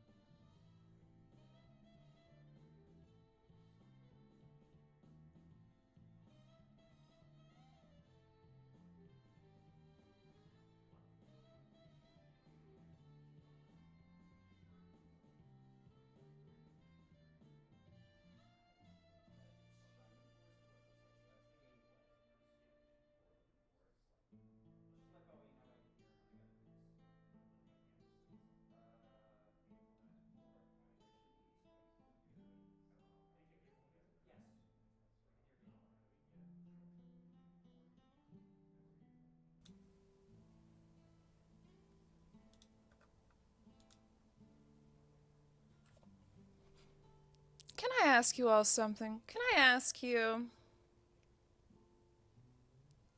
do you love tweeting about events?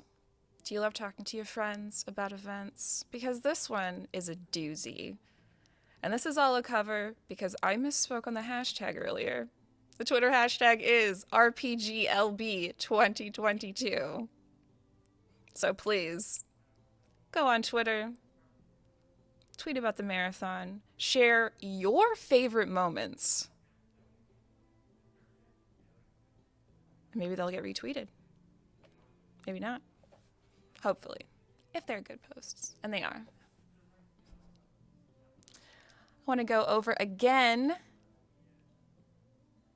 the naming incentive for our next run, Shining Force CD, with tie 2358, book 1 any percent. We've got Bowie, Shermack, and Duck Truck. And again, Bowie is sitting at $75, Shermack $25, and Duck Truck $10. So again, it would be very easy to put Bowie out of the top spot and name the hero.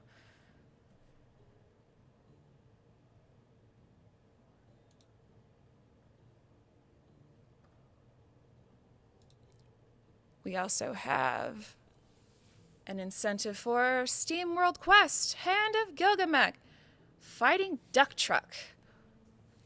Total needed $500. We are currently sitting at $185. So again, over the next run and into Steam World Quest, you will have a chance to hit that donation goal. And I know we can do it. I know we can do it.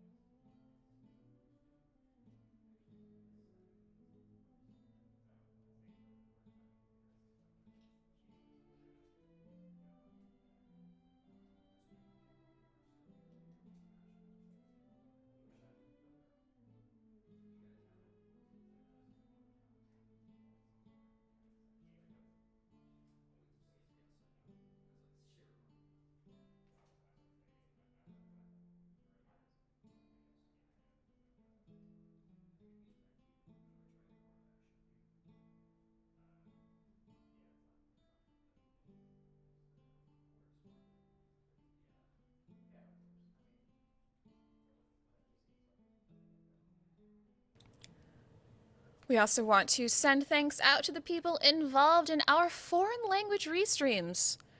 Our French restream can be found at twitch.tv/Le French Restream. That is LE French Restream.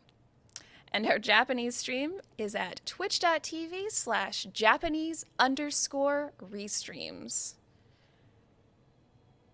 So if those restreams can help you enjoy the marathon, please go check them out and send them some love. And RPG Limit Break is very grateful to LLK, a longtime contributor to GDQ marathons and the designer of our promo banners, attendee badges, and emotes. Check out her work at jazaaboo.com. That is jazzaboo.com, and I will spell it out one more time. jazaaboo.com.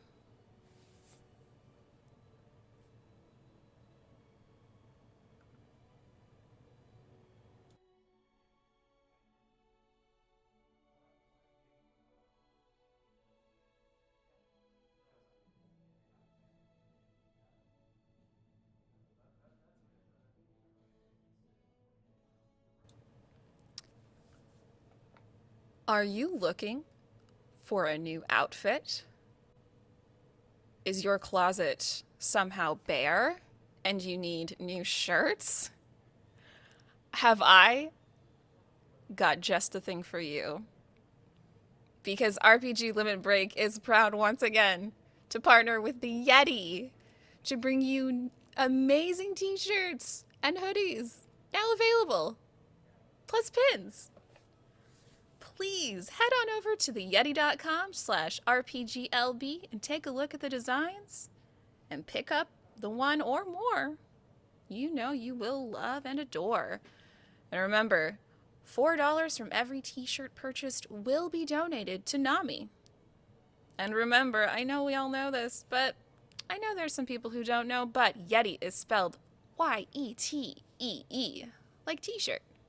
So go to theyeti.com/rpglb.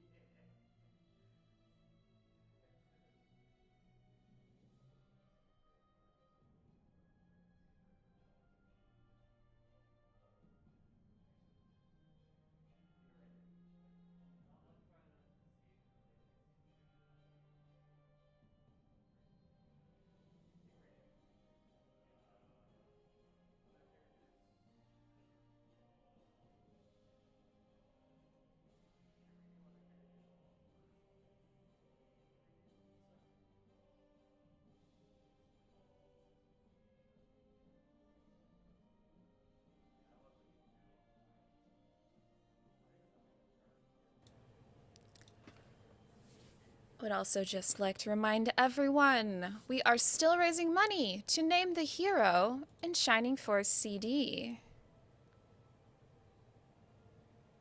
In the lead now, Bowie with $75, Shermack $25, and Duck Truck $10. You can also donate to fight the secret duck truck during Steamworld Quest Run. Total needed $500. We are still currently at $185, but I know that can be met.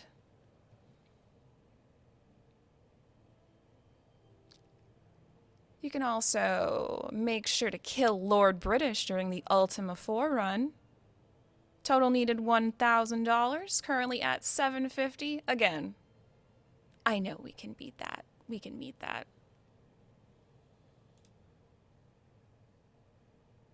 You can also name the Avatar in Ultima 4, Quest of the Avatar. There is a single name in the mix right now, Noah, $25. So you can swoop in there and name the character for yourself.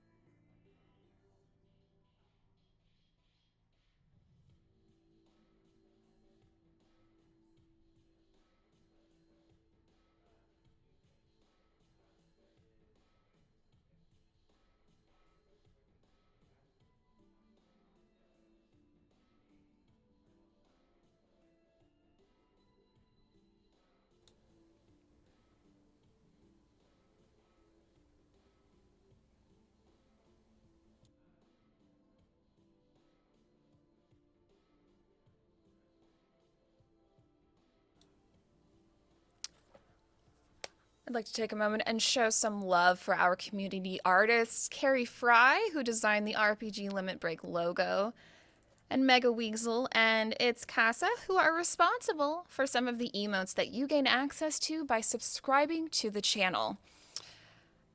A note here, all revenue from subs and the ads we run will go to help us run future RPG Limit Break marathons. But 100% of all donations go straight to NAMI.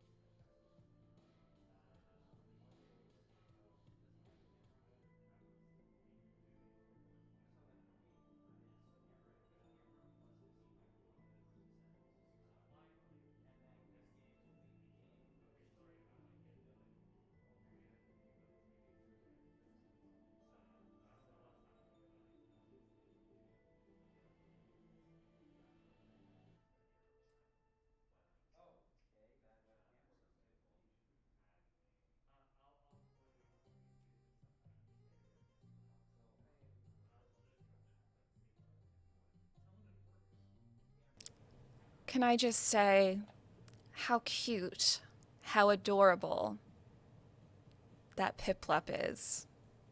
The one right there, watching us all, watching the marathon. That Piplup will be a prize later on in the marathon. Unfortunately, you cannot donate for him just yet, but you can donate for other things, like a cherry chocobo platter from Minturn Makers. That is a $20 minimum donation. You can also pick up the Final Fantasy Ultimania Archive, books 1 through 3, donated by Ashton Prime. That is a $15 minimum donation.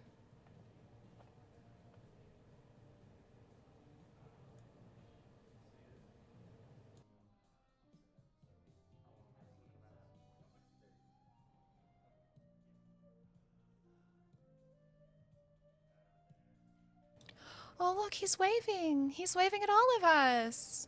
Everyone say hello. Hello, Piplup. So handsome. And staying so safe with that mask.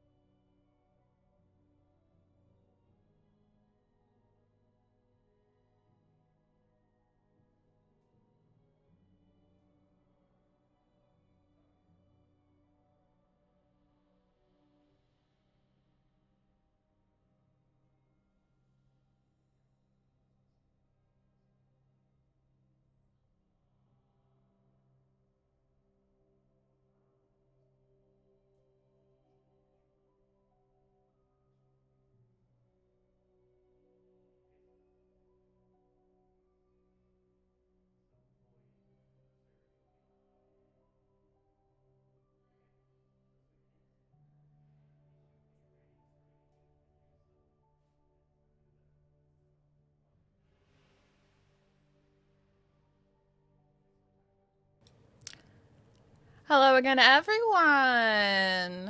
We're almost ready for Tai 2358's Shining Force CD run, but before that, Bowie the Hero is going to conduct an interview with Tai 2358. So I'm going to kick it on over to them.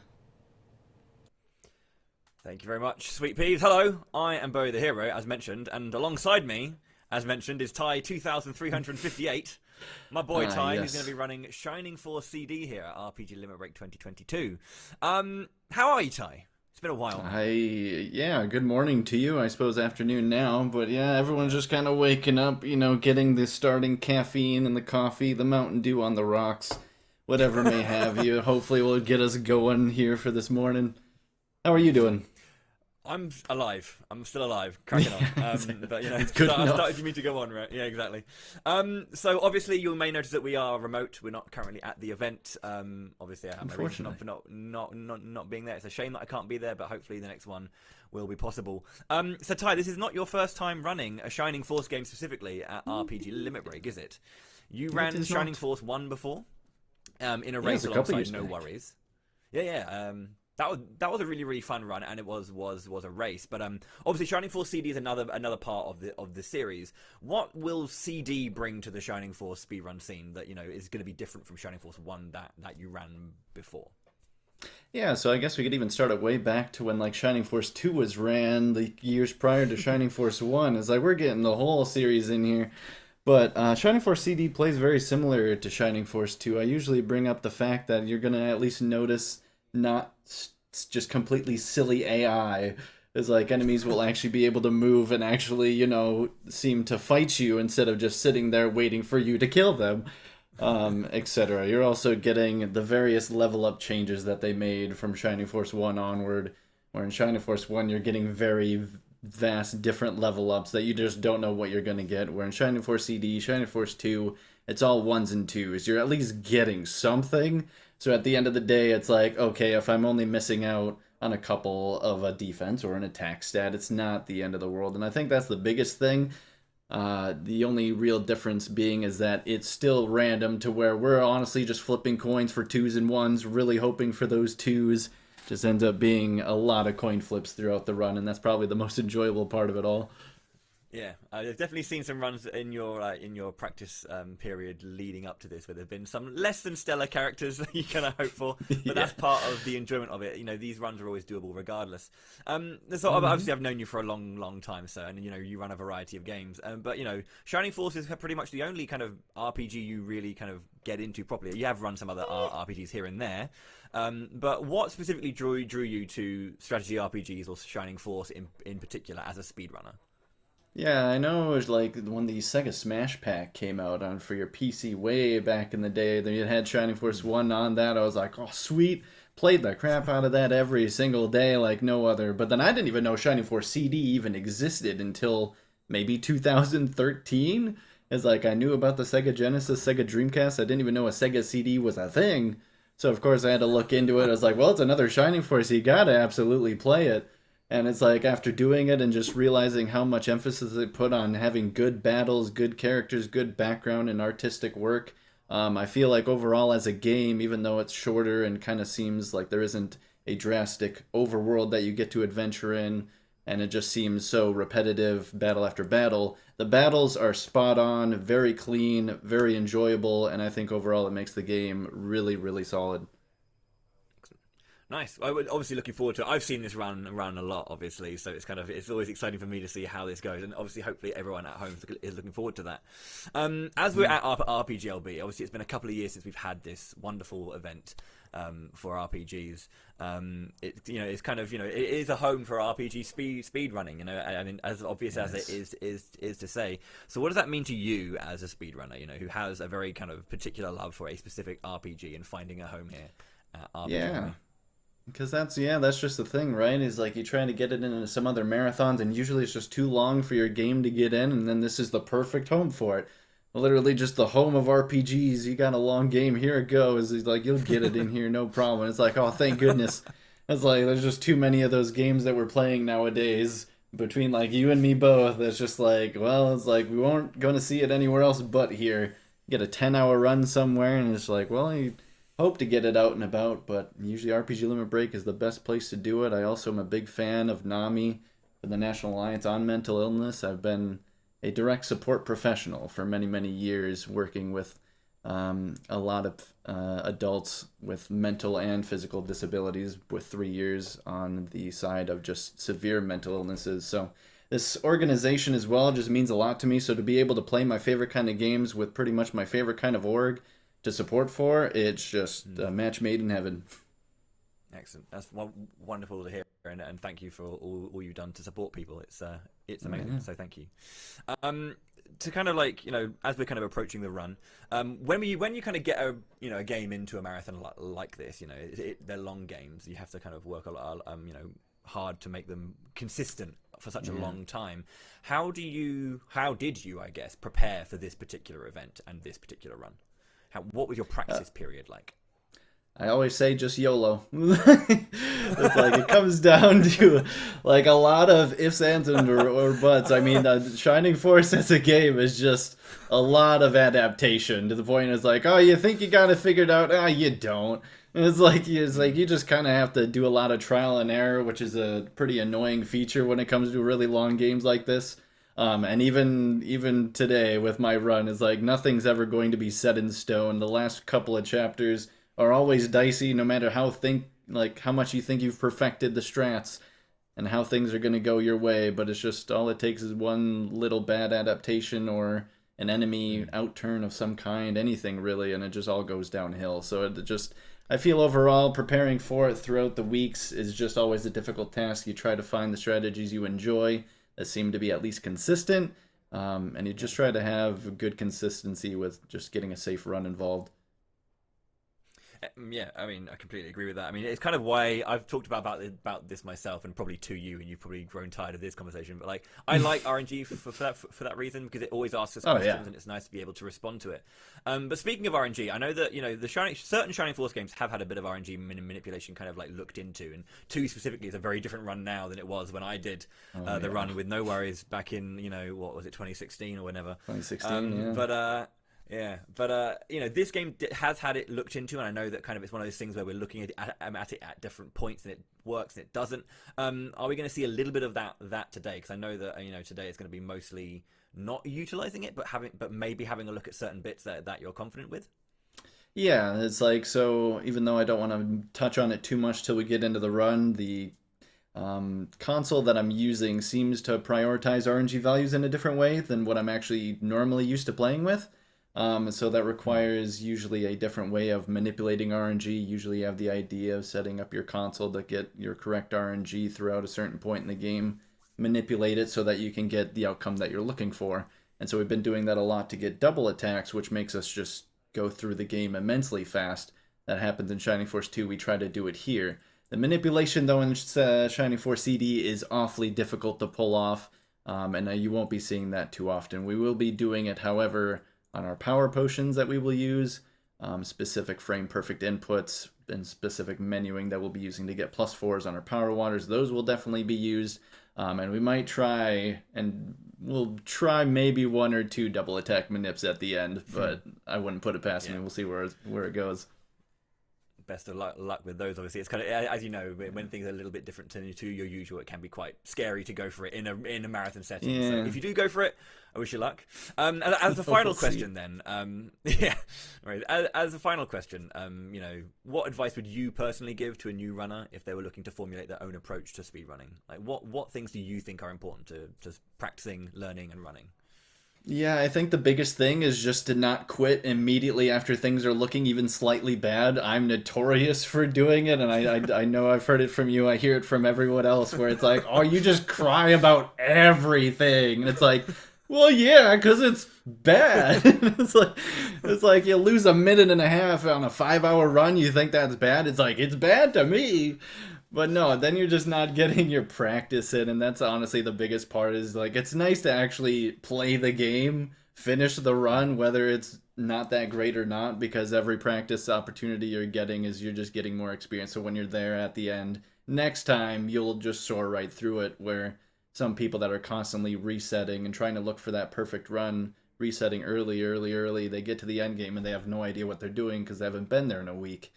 I see that a lot where it's like I don't think it's too bothersome to worry about the minor time losses. It's like we're all here to play the game. It doesn't matter how you're playing it. You're still playing the game. So you'd like to get through the game as much as you possibly can. Definitely. Yeah, agreed, for sure. Well, thank you very much, Ty. Some insight there for you. If anyone in chat is going to be looking into a new or looking into speedrunning at some point, just keep playing the game. I think is the best thing. Well, Ty, I don't want to keep you too long because obviously you got to go and crack on with your run. It's a long one. I wish you the best.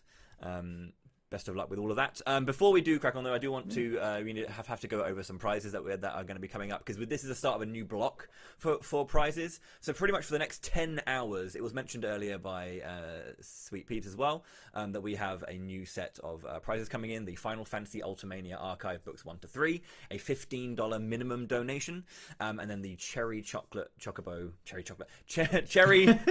platter, which is essentially it's a platter, a little wooden platter that you can put things on. With a lovely chocobo design. Minimum $20 donation there, and that is going to be for the next 10 hours until the end of the Final Fantasy X AI TAS. So make sure to get your donations in for those. You got plenty of time, but don't hesitate. Right, sorry for that. Excellent. We're going to be cracking on then. So I'll throw it back to Sweet Peeves as we prepare for the run. Ty, my friend, best of luck. I am gunning for you. Everyone, cheer this man on because he's a Shining Force beast. Thank you, my liege.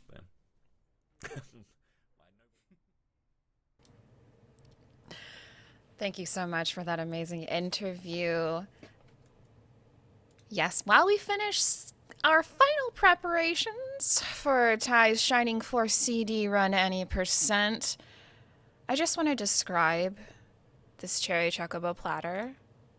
It is wood. It's got, I can't tell if this is this a burned in chocobo or if it is carved in, but it is beautiful. It is on cherry wood. You definitely want to try to get this one. $20 minimum donation.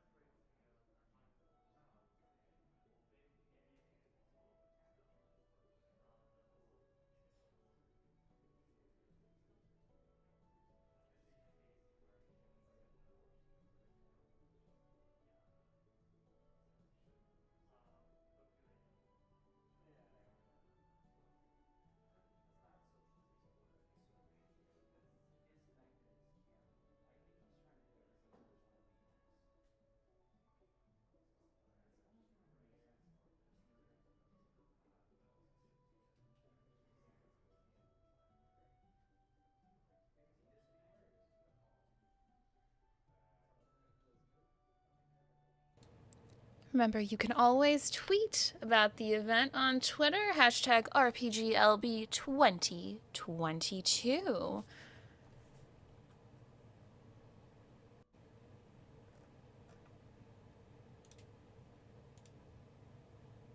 And we are almost ready. The bid war for naming the hero. I think you've got just a little bit of time left. Currently, number one is Bowie at $75, $25 for Shermack, and $10 for Duck Truck. That is, of course, in honor of the next run, SteamWorld Quest, Hand of Gilgamesh. That's secret enemy Duck Truck. So, if you want to name it that. I'm personally partial to Bowie, but you know, if you wanna switch it up, you are more than welcome to.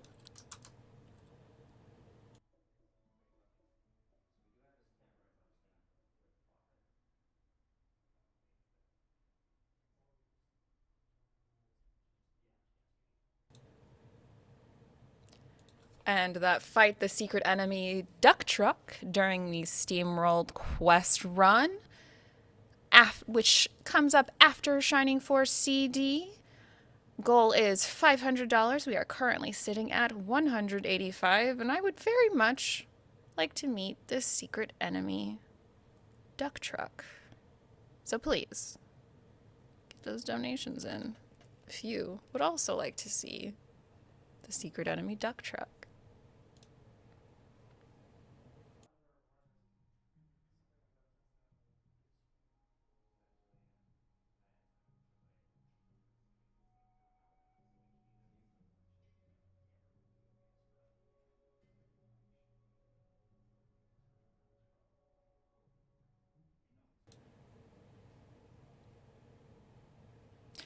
We also have a few incentives for both Ultima 4 and Ultima 6. The first one up is Kill Lord British during the Ultima 4 Quest of the Avatar run. Total needed $1,000, currently sitting at $750. I know we can meet that. We also have a bid war for naming the Avatar in the Ultima 4 run. $25 amount for Noah, and that is the only name submitted, so you can get in there and you can probably name this little character anything you want.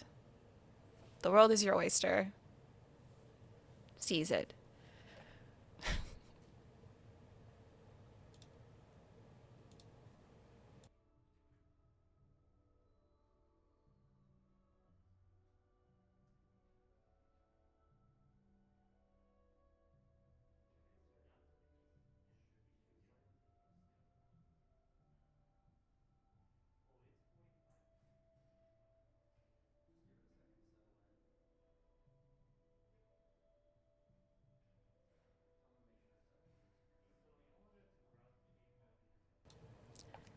If you are just joining us, RPG Limit Break 2022 proudly supports the National Alliance on Mental Illness, aka NAMI.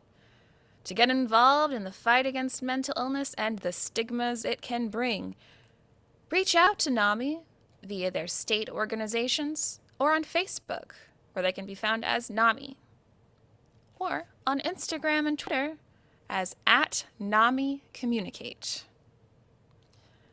And please remember, it is not weakness to ask for help. Mental health is physical health. So please reach out when you need help. Because 1 in 5 Americans has a mental health condition, and we at RPG Limit Break are proud to be raising money for NAMI.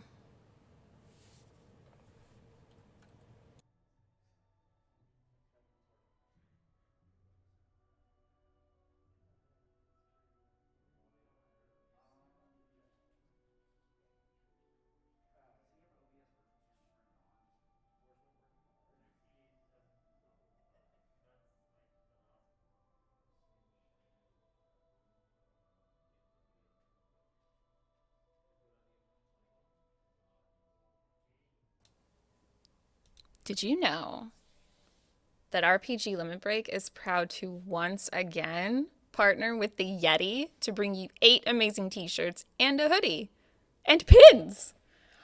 If you're anything like me, you've got one of those cute little Ita bags with little pins inside. So of course, I'm gonna pick one up.